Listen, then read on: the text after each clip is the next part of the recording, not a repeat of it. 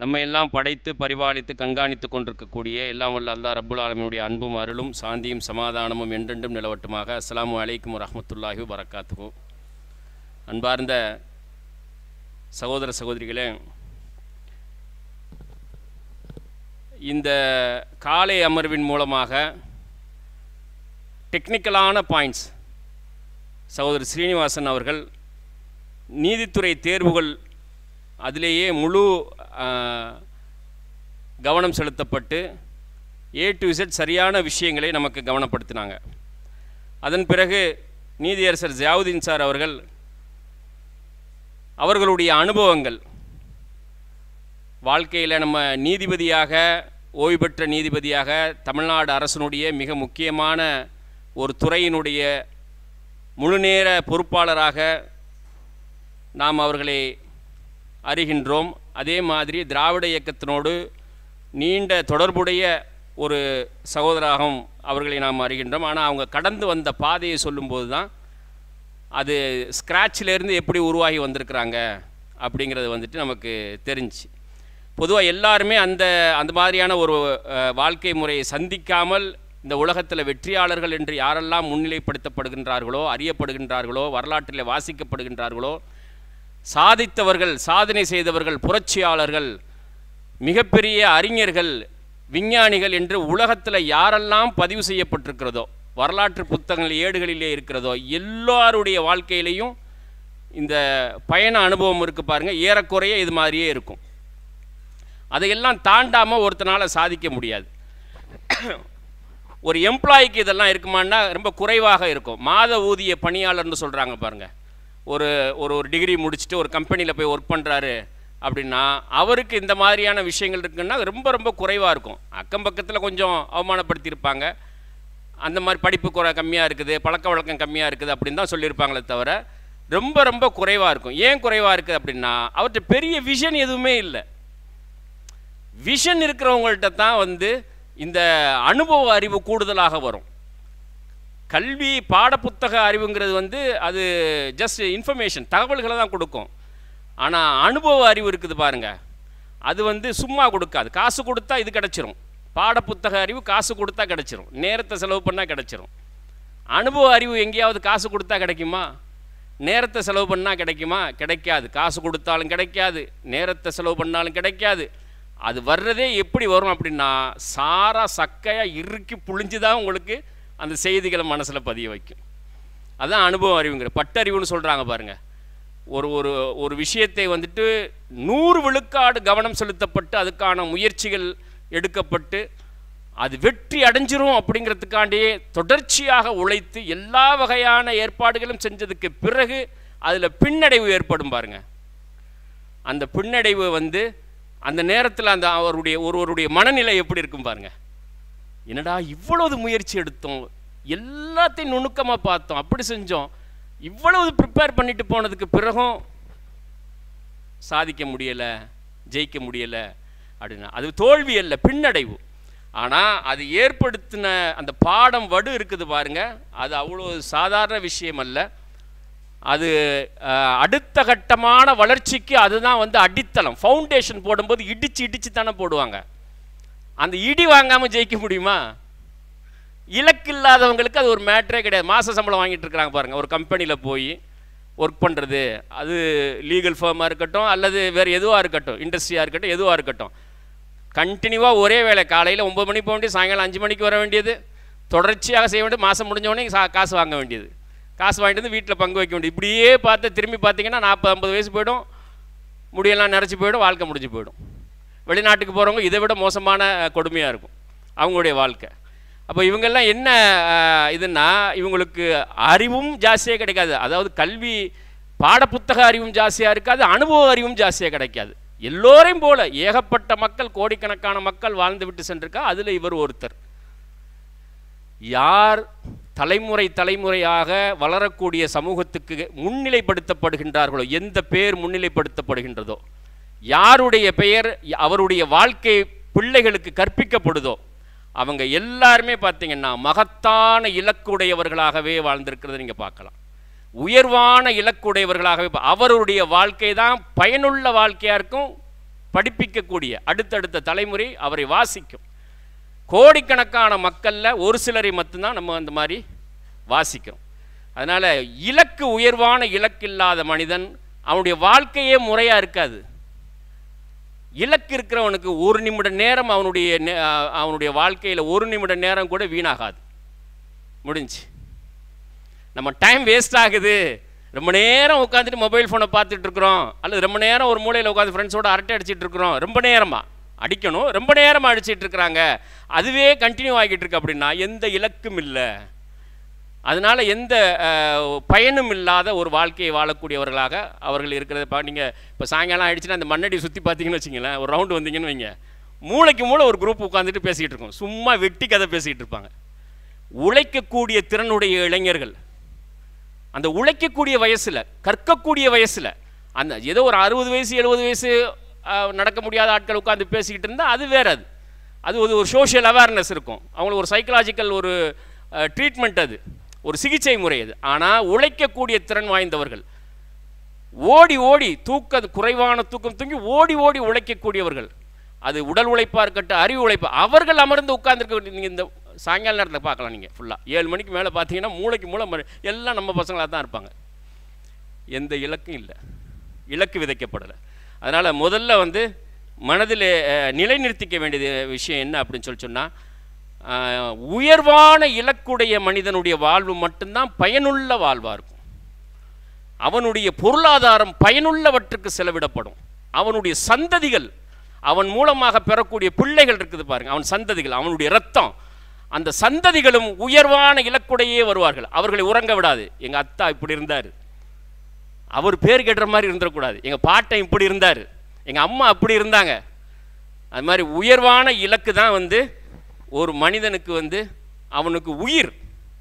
இலக்கு இல்லாதவன் நடைபிணம், வேறு ஒன்றும் கிடையாது, நடைபிணம்னே சொல்லலாம். அதனால் இலக்கை நிர்ணயிக்கக்கூடிய கருத்தரங்கம் தான் இந்த கருத்தரங்கம். இப்போ காலையிலேருந்து பேசிட்டு வந்தது, அதுக்கப்புறம் கிராஜுவலாக கொஞ்சம் கொஞ்சமாக மாறுறதை நீங்கள் பார்க்கலாம். இந்த ப்ரோக்ராமினுடைய ப்ராக்ரஸ் மாறுறதை பார்க்கலாம். காலையில் இன்டெப்த்தாக அந்த ஜுடிஷியல் எக்ஸாம் சம்மந்தமான உங்களுக்கு விளக்கம் சொல்லப்பட்டது.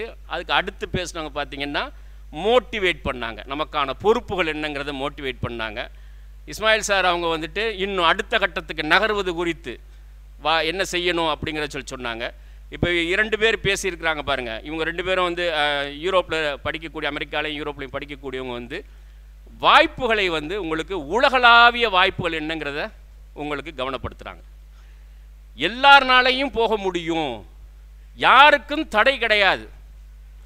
யூரோப்புக்கு போகிறதுக்கு, அமெரிக்காவுக்கு போகிறதுக்கு காசு இருக்கவங்களுக்கு தான் போக முடியும், சரியா, நல்ல அகாடமிக்கல் எக்ஸலன்ஸ் இருக்கவங்களுக்கு தான் போக முடியும் அப்படிங்கிறதெல்லாம் கிடையாது. முயற்சி தான் முக்கியம். ஏன்னா அமெரிக்காவில் குடியேறின நாடு, அங்கங்கிருந்து பஞ்சம் பிழைக்க வந்த பரதேசிகள் எல்லாரும் ஒன்றா சேர்ந்து அந்த நாட்டை கொள்ளையடித்து அங்கே இருக்கக்கூடிய மக்களை எல்லாம் கொலை செஞ்சு குடியேறின நாடு. யாருக்கு திறமை இருக்குதோ அவங்க போய் குடியேறலாம், அவங்க கொஞ்சம் கொஞ்சமாக ரூலிங்க்கு வரலாம்.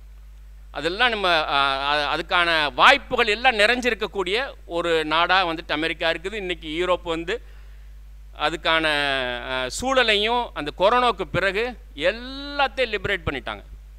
இப்போ அவனுக்கு யார் தேவை? சிறந்த ஸ்காலர்ஸ் தேவை, ரிசர்ச் ஸ்காலர்ஸ் தேவை, சயின்ஸில், நேச்சுரல் சயின்ஸில், சரியா, மெடிசனில், லாவில், இன்னும் குளோபல் கவர்னன்ஸில், இந்த மாதிரி ஒரு துறையிலையும் இன்டெப்த்தாக சிந்திக்கக்கூடியவர்கள் தேவை. ஜெர்மனியில் மட்டும் 30 லட்சம் பேர் எடுக்கிறாங்க. நெக்ஸ்ட் 10 இயர்ஸில் 30 லட்சம் பேர் வேணும். அந்த 30 லட்சம் பேர் உள்ளே வந்தால் தான் ஜெர்மனியுடைய எக்கானமி நிற்கும், இல்லைன்னா வீழ்ந்துடும், 10 வருஷத்தில் வீழ்ந்துடும். அதே மாதிரி ஸ்பெயினில், போர்ச்சுகலில், இட்டாலியில் நீங்கள் அட்வர்டைஸ்மெண்ட் சோஷியல் மீடியாவில் வந்துக்கிட்டே இருக்கிறத பார்க்கலாம். உடனடியாக உங்களுக்கு எந்த ரெஸ்ட்ரிக்ஷன் கிடையாது, ஃப்ரீ விசா கிடைக்கும், குடியுரிமை கிடைக்கும். ஏன்? பாப்புலேஷன் அப்படியே ரொம்ப ஃபாஸ்ட்டாக குறைஞ்சிக்கிட்டே வருது. அவன் கட்டமைச்சு வச்சுருக்கக்கூடிய இண்டஸ்ட்ரியையும் ரிசர்ச் சென்டரு எதையுமே பாதுகாக்கிறதுக்கு, ஆராய்ச்சி பண்ணுறதுக்கு ஆள் கிடையாது. ஜப்பான் அப்படித்தான் போச்சு, ஜப்பான் டோட்டலி முடிஞ்சு போச்சு. அதனால தான் பாருங்கள், ஒரு நேரத்தில் எவ்வளவு எந்த எலக்ட்ரானிக் ப்ராடக்ட் எடுத்தாலும் எங்கேருந்து வரும்? நம்ம மைண்ட்லேயே ஸ்டோர் ஆகிருக்குது, மேட் இன் ஜப்பான்னு போட்டால் ஓகே அப்படின்னு சொல்லி. இப்போ ஒன்றையும் காணோம், எல்லாம் முடிஞ்சு போச்சு, கொஞ்சமாக குறைஞ்சிருக்கு பாருங்கள். அதே மாதிரி ஆட்டோமொபைல் இண்டஸ்ட்ரியிலையும் சரியா, ஏன்? ஆள் இல்லை. உழைக்கக்கூடிய திறன் வாய்ந்த அந்த வயதுடைய இளைஞர்கள் இல்லை. இவன் ஃபுல்லாக வேலை வேலை வேலை ஆராய்ச்சின்னு போயிட்டான், கல்யாணம் பண்ணிக்கல. ஃபேமிலி ஸ்ட்ரக்சரை கவனம் செலுத்தாமல் விட்டுருச்சு ஜப்பான் அரசு. அதனால் இளைஞர்கள் பிள்ளைகள் பெருகலை, உழைக்கக்கூடிய இளைஞர்கள் இல்லை. வீடுகள் எல்லாத்துலேயும் பார்த்தீங்கன்னா 60-70% ஆஃப் பாப்புலேஷன் எல்லாம் வந்துட்டு முதியோர்கள். பராமரிக்கிறதுக்கு ஆள் இல்லை, சாப்பாடு கொடுக்கறதுக்கு ஆள் இல்லை. இப்போ என்ன பண்ணுறாங்க, அங்கங்கே வீட்டுக்கு வீடு ஒரு ரோபோ வாங்கி வச்சுருக்கிறான் அந்த முதியோர்களை பாதுகாக்கிறதுக்கு பராமரிக்கிறதுக்கு. அது இன்னும் எக்ஸ்ட்ரீமாக அப்படியே போய் போய் போய் வீடுகளில் இருந்தது போய் ரோபோவே வந்து அதை கல்யாணம் பண்ணுறதுக்கு ஆண்களும் இல்லை பெண்களும் இல்லை. பெண்கள் என்ன பண்ணுறாங்க, ஒரு சிலர் நம்ம படித்து முத்தி போனதெல்லாம் வந்துட்டு ரோபோவை கல்யாணம் பண்ணிக்குது. ஒரு ஆண் ரோபோ பண்ணி அதே மாதிரி வந்துட்டு என்ன பண்ணுறான், ஆண் என்ன பண்ணுறான், ஒரு பெண் ரோபோ வந்து உருவாக்கி அதை கல்யாணம் பண்ணிக்கிறான். இவ எல்லாம் என்னென்னமோ இதெல்லாம் திருவிழா நடத்துகிற மாதிரி இந்த திருமண திருவிழா, திருமணங்கிறதுலாம் கிடையாது, ஒன்று சேரக்கூடிய திருவிழாலாம் நடத்தி பார்க்குறாங்க, ஒன்றும் நடக்கலை. அதனால் இதெல்லாம் வந்து இந்த இலக்கில்லாமல் ஓடியதனுடைய விளைவாகத்தான் இது இருக்குது. அதனால் வாய்ப்புகள் வந்துட்டு உலகளாவிய வாய்ப்புகள். நீங்கள் காலையில் பேசுனது எல்லாத்தையும் குறிப்பில் வச்சுருங்க, அப்படியே மைண்டில் இருக்குது பாருங்கள், அதை அப்படியே எடுத்து குறிப்பில் வச்சுருங்க. இப்போ என்ன பண்ணுறீங்க அப்படின்னு சொன்னால், இதை தாண்டிய உலகத்துக்கு போகணும். அதான் நான் சொன்னேன், 2 கடமை இருக்குது. 2, அதாவது சட்டம் படிக்கக்கூடிய ஒரு முஸ்லீம் அல்லாத சகோதரனுடைய இலக்கு வேற, சட்டம் படிக்கக்கூடிய ஒரு முஸ்லீமினுடைய இலக்கு வேற. அந்த இலக்கு என்ன அப்படின்னு சொன்னால், உலகளாவிய பார்வை இருக்கணும். நம்முடைய கல்வி முறையிலேயே கோளாறு இருக்குது. அல்லாஹ்வுடைய ரசூலை பற்றி சொல்லும்போது அல்லாஹ் திருமறையில் எப்படி சொல்கிறான், ரஹ்மத்துல் ஆலமீன்கிறான், அகிலத்துக்கான அற்கொடை. அல் குர்ஆன் என்ன, உலகம் முழுமைக்கும் உலகத்தினுடைய இறுதி நாள் வரையிலும், உலகம் முழுமைக்கும் உலகத்தினுடைய இறுதி நாள் வரைக்கும். அப்போ அப்படிப்பட்ட அந்த குர்ஆனை ஹதீஸையும் வைத்திருக்கக்கூடிய நம்முடைய பார்வை என்னவா இருக்குது, ஏன் தெருக்குள்ளே, ஏன் வீட்டுக்குள்ளே, ஏன் ஊருக்குள்ளே, ஏன் மாநிலத்துக்குள்ளே, என் கண்ணுக்கு முன்னால் என்ன தெரியுதோ அதுதான் எனக்கு சரியானது. கல்வி முறையில் ஏற்பட்ட கோளாறு தான் இந்த கோளாறு இருக்குது. அதனால் நம்முடைய கல்வி, நாம் வாசிக்கக்கூடியது, நாம் கேட்கக்கூடியது, பேசக்கூடியது எல்லாத்தையுமே சர்வதேச அளவுக்கு விரிவாக்கம் செய்யணும். இன்றைக்கி அது சாதாரண விஷயம். இதே ஒரு 20-30 வருஷத்துக்கு முன்னால் பேசினா ரொம்ப சிரமமான விஷயம். ஆனால் இன்றைக்கி அப்படி இல்லை, இது எல்லாம் ஒரு சாதாரண விஷயம். அப்படி விரிவாக்கம் செய்கிறது அப்படிங்கிற ஒரு இடத்துக்கு வந்துருங்க. ஃபஸ்ட்டு பாயிண்ட்டு, நம்ம டைம் ஷார்ட்டாக இருக்கிறதுனால நம்ம சீக்கிரம் போயிடுவோம்.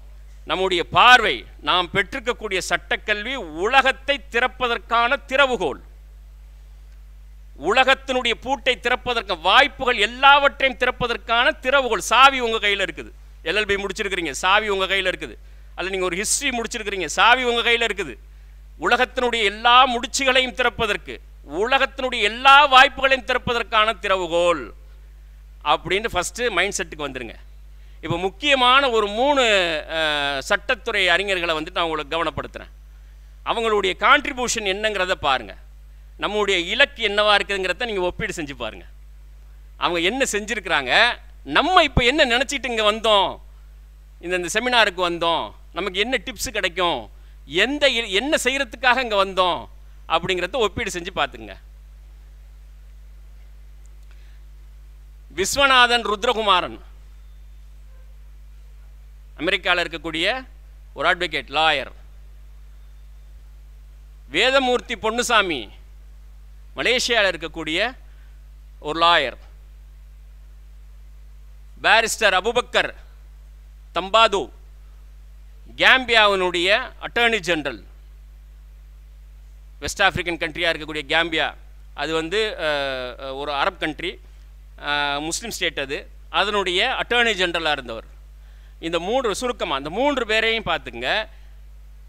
இவர்களுக்கெல்லாம் சாதிக்க முடிஞ்சது ஏன் நம்ம தமிழகத்திலிருந்து, இந்தியாவிலேருந்து சாதிக்க முடியலை? எல்லாரும் மனிதர்கள் தான். யாழ்ப்பாணத்தில் பிறந்தவர் அவர், சரியா? யாழ்ப்பாணத்தில் ராமநாதபுரம் மாவட்டத்தினுடைய எக்ஸ்டென்ஷன் தானே யாழ்ப்பாணம், வேறு ஒன்றும் புதுசு கிடையாது. அது கடல் கொஞ்சம் உள்ளே பூந்து, தண்ணி கொஞ்சம் உள்ளே பூந்துருக்குது, வேறு ஒன்றும் கிடையாது. இவர் விருதுநகர் மாவட்டத்தில் இவருடைய மூதாதையர்கள் பஞ்சம் பிழைக்கிறதுக்காக, ஒருவேளை கஞ்சிக்காக மலேசியாவுக்கு கொண்டு செல்லப்பட்டவர்கள். தேனி, மதுரை, விருதுநகர் மாவட்டத்திலிருந்து 1865-70களில் ஏற்பட்ட அந்த பெரும் பஞ்சம் இருக்குது பாருங்கள். கொத்து கொத்தா மக்கள் செத்து மடிந்தாங்க தமிழகத்தில். அந்த பஞ்சத்தில் வந்துட்டு ஒருவேளை கஞ்சி ஊற்றுறோம், ரப்பர் தோட்டத்தில் வேலை செய்யுங்கன்னு சொல்லி நாகப்பட்டினத்தில் இருந்தும் ராமநாதபுரத்தில் இருந்தும் கப்பலாக கொண்டுட்டு போனான். பிரிட்டிஷ்காரன் கொண்டு போன ஈஸ்ட் இந்தியா கம்பெனி கொண்டுட்டு போணுச்சு.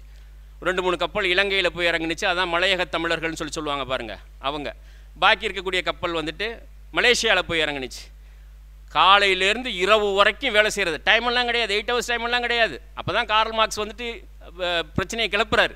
இறந்து போய் 10-20 வருஷம்.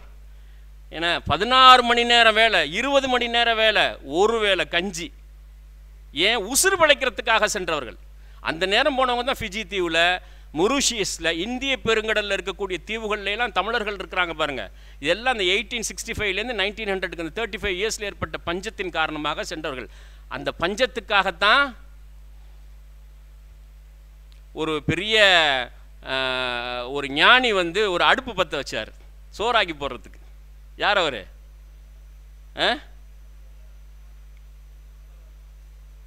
யார் அவர்? வடலூர் வள்ளலார் இருக்குது பாருங்க. ஆமாம், வள்ளலார் ராமலிங்க அடிகள் அந்த அந்த தம்புச்செட்டி தெருவுக்கு அடுத்த தெருவில் தான் இருந்தாங்க அவங்க. ஆமாம், இந்த பஞ்ச காலத்தில் தான் ஒரு வேளை சாப்பாடு கொடுப்போம். யார் வந்தாலும் சாதின்னு பார்க்காத, மதம்னு பார்க்காத, எதையும் பார்க்காத, அவன் பசியில் செத்து மடிஞ்சிக்கிட்டு இருக்கிறாங்க. சோறுன்னு யார் வந்தாலும் சரி அவனுக்கு உட்கார வச்சு 3 நேரமும் சாப்பாடை போடு, சோறை போடு அப்படின்னு சொல்லி 1865-66 முதல்ல அடுப்பு பற்ற வச்சார் வள்ளலார் ராமலிங்க அடிகளார். ஆமாம், கிட்டத்தட்ட எத்தனை வருஷம் ஆச்சு? 150 வருஷத்தை தாண்டி போகுது. 150 வருஷமாக அந்த அடுப்பு அணையாமல் எரிஞ்சிக்கிட்டு இருக்குது. அணையா நெருப்புன்ற அந்த அடுப்புக்கு பெயர். யார் போனாலும் வடலூருக்கு போயிட்டு வாங்க, உங்களை எந்த மதங்கதம்லாம் எதுவும் பார்க்க மாட்டாங்க. யார் போனாலும் சோறு போடுவாங்க. இன்றைக்கும் போட்டுக்கிட்டு இருக்காங்க. 3 நேரமும் சாப்பாடு. அல்லாஹ் பாதுகாக்கிறான் பாருங்க. நல்ல எண்ணத்தோடு துவங்கப்படக்கூடிய எது ஒன்றையும் அது யார் துவங்கினா அப்படிங்கிறதுல மேட்ரு கிடையாது. ஆமாம், அது இறையியல் கோட்பாடெல்லாம் இதில் வந்து சேராது. நல்ல எண்ணத்தோடு துவங்கப்பட்ட எது ஒன்றும் இந்த பூமியில் வந்துட்டு பாதுகாக்கப்படுங்கிறதுக்கு வடலூர் வள்ளலார் ராமலிங்க அடிகளார் துவங்கிய அந்த கிச்சன் இருக்குது பாருங்க, அந்த அடுப்பு, அணையா நெருப்பு, அது வந்து ஒரு அடையாளம். 150-60 வருஷமாக வந்து 3 நேரமும் மக்களுக்கு வருவோர் செல்வோர் எல்லாத்துக்கும் சாப்பாடு கொடுத்துட்டு இருக்கக்கூடிய ஒரு எல்லாமே இந்த 1865 அந்த இடத்துல இந்த பஞ்ச காலத்தில் நடந்தது.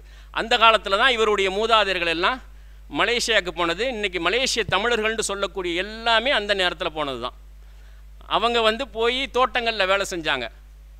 அந்த கப்பல் போகும்போதே நம்ம மக்களும் கொஞ்சம் ஏறிக்கிட்டாங்க, நாங்களும் போகிறோம் அப்படின்னு சொல்லி. ராமநாதபுரத்துலேருந்து அதே மாதிரி கூத்தானலூர், அத்திக்கடை, புதக்குடி, பூதமங்கலம் அந்த பகுதியில் இருந்தெல்லாம் நம்ம மக்களும் போய் என்ன பண்ணாங்க, தோட்டங்களில் உழைக்கக்கூடிய இவர்களுக்கு சோறாக்கி கொடுக்கக்கூடிய சின்ன சின்ன பாத்திரம் வச்சு சோறாக்கி கொடுக்கக்கூடிய தொழிலை ஸ்டார்ட் பண்ணாங்க.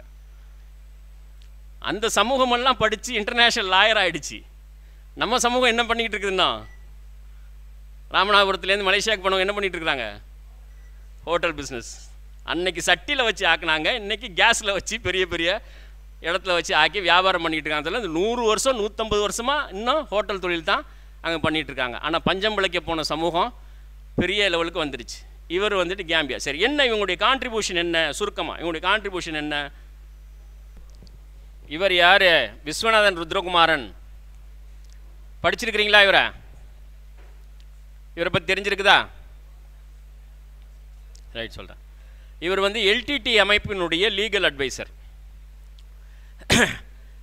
ஏறக்குறைய ஒரு 30 வருஷ காலம் உலக அளவில் எல்டிடிக்கு எந்த இஷ்யூவும் வந்துடாமல் பாதுகாத்தது இவர். எல்டிடி அமைப்புக்கு சர்வதேச அளவில் லாபி பண்ணது இவர். பல வகையான பல நாடுகள்லேருந்து பல இடங்கள்லேருந்து ஆயுதங்கள் வருவதற்கு வழிவகை செஞ்ச ஒரு டெக்னிக்கல் அட்வைசர். இப்படி எல்லா நிலைகள்லையும் பிரபாகரனை தாங்கி பிடிச்ச ஒரு இன்டர்நேஷ்னல் லாயர், இன்டர்நேஷ்னல் லா படித்தவர். சதர்ன் மெத்தடிஸ்ட் யூனிவர்சிட்டி, ஹார்வர்ட்லேயும் சதர்ன் மெத்தடிஸ்ட் யூனிவர்சிட்டியிலையும் லா முடித்தவர். யாழ்ப்பாணத்தில் பிறந்தார், அங்கே சட்டக்கல்வி முடித்தார். அகதியாக போனார் அமெரிக்காவுக்கு, துரத்தப்பட்ட அகதியாக போனார். அமெரிக்காவில் போய் அவர் மேற்படிப்பு முடித்தார், இன்டர்நேஷ்னல் லா முடித்தார், மாஸ்டர் டிகிரி பண்ணார். ஹார்வர்டில் ஒரு டிப்ளமோ கோர்ஸ் பண்ணார். அடுத்த ஒரு 30 வருஷம் அவருடைய வாழ்க்கை என்னவாக இருக்குது பாருங்கள். வரும், இதெல்லாம் யாருன்னு தெரியுதா? இப்போ உள்ள இந்த ஜெனரேஷனுக்கு வந்துட்டு உங்களையெல்லாம் தெரியறது கொஞ்சம் சிரமமாக இருக்கும். எல்டிடி அமைப்பினுடைய தலைவர் பிரபாகரன், சரியா? அதனுடைய மிக ஒரு முக்கியமான ஆலோசகர் தமிழ்ச்செல்வன். இவர் விஸ்வநாதன் ருத்ரகுமாரன் அட்வொகேட், ஆண்டனி பாலசிங்கம், கருணா.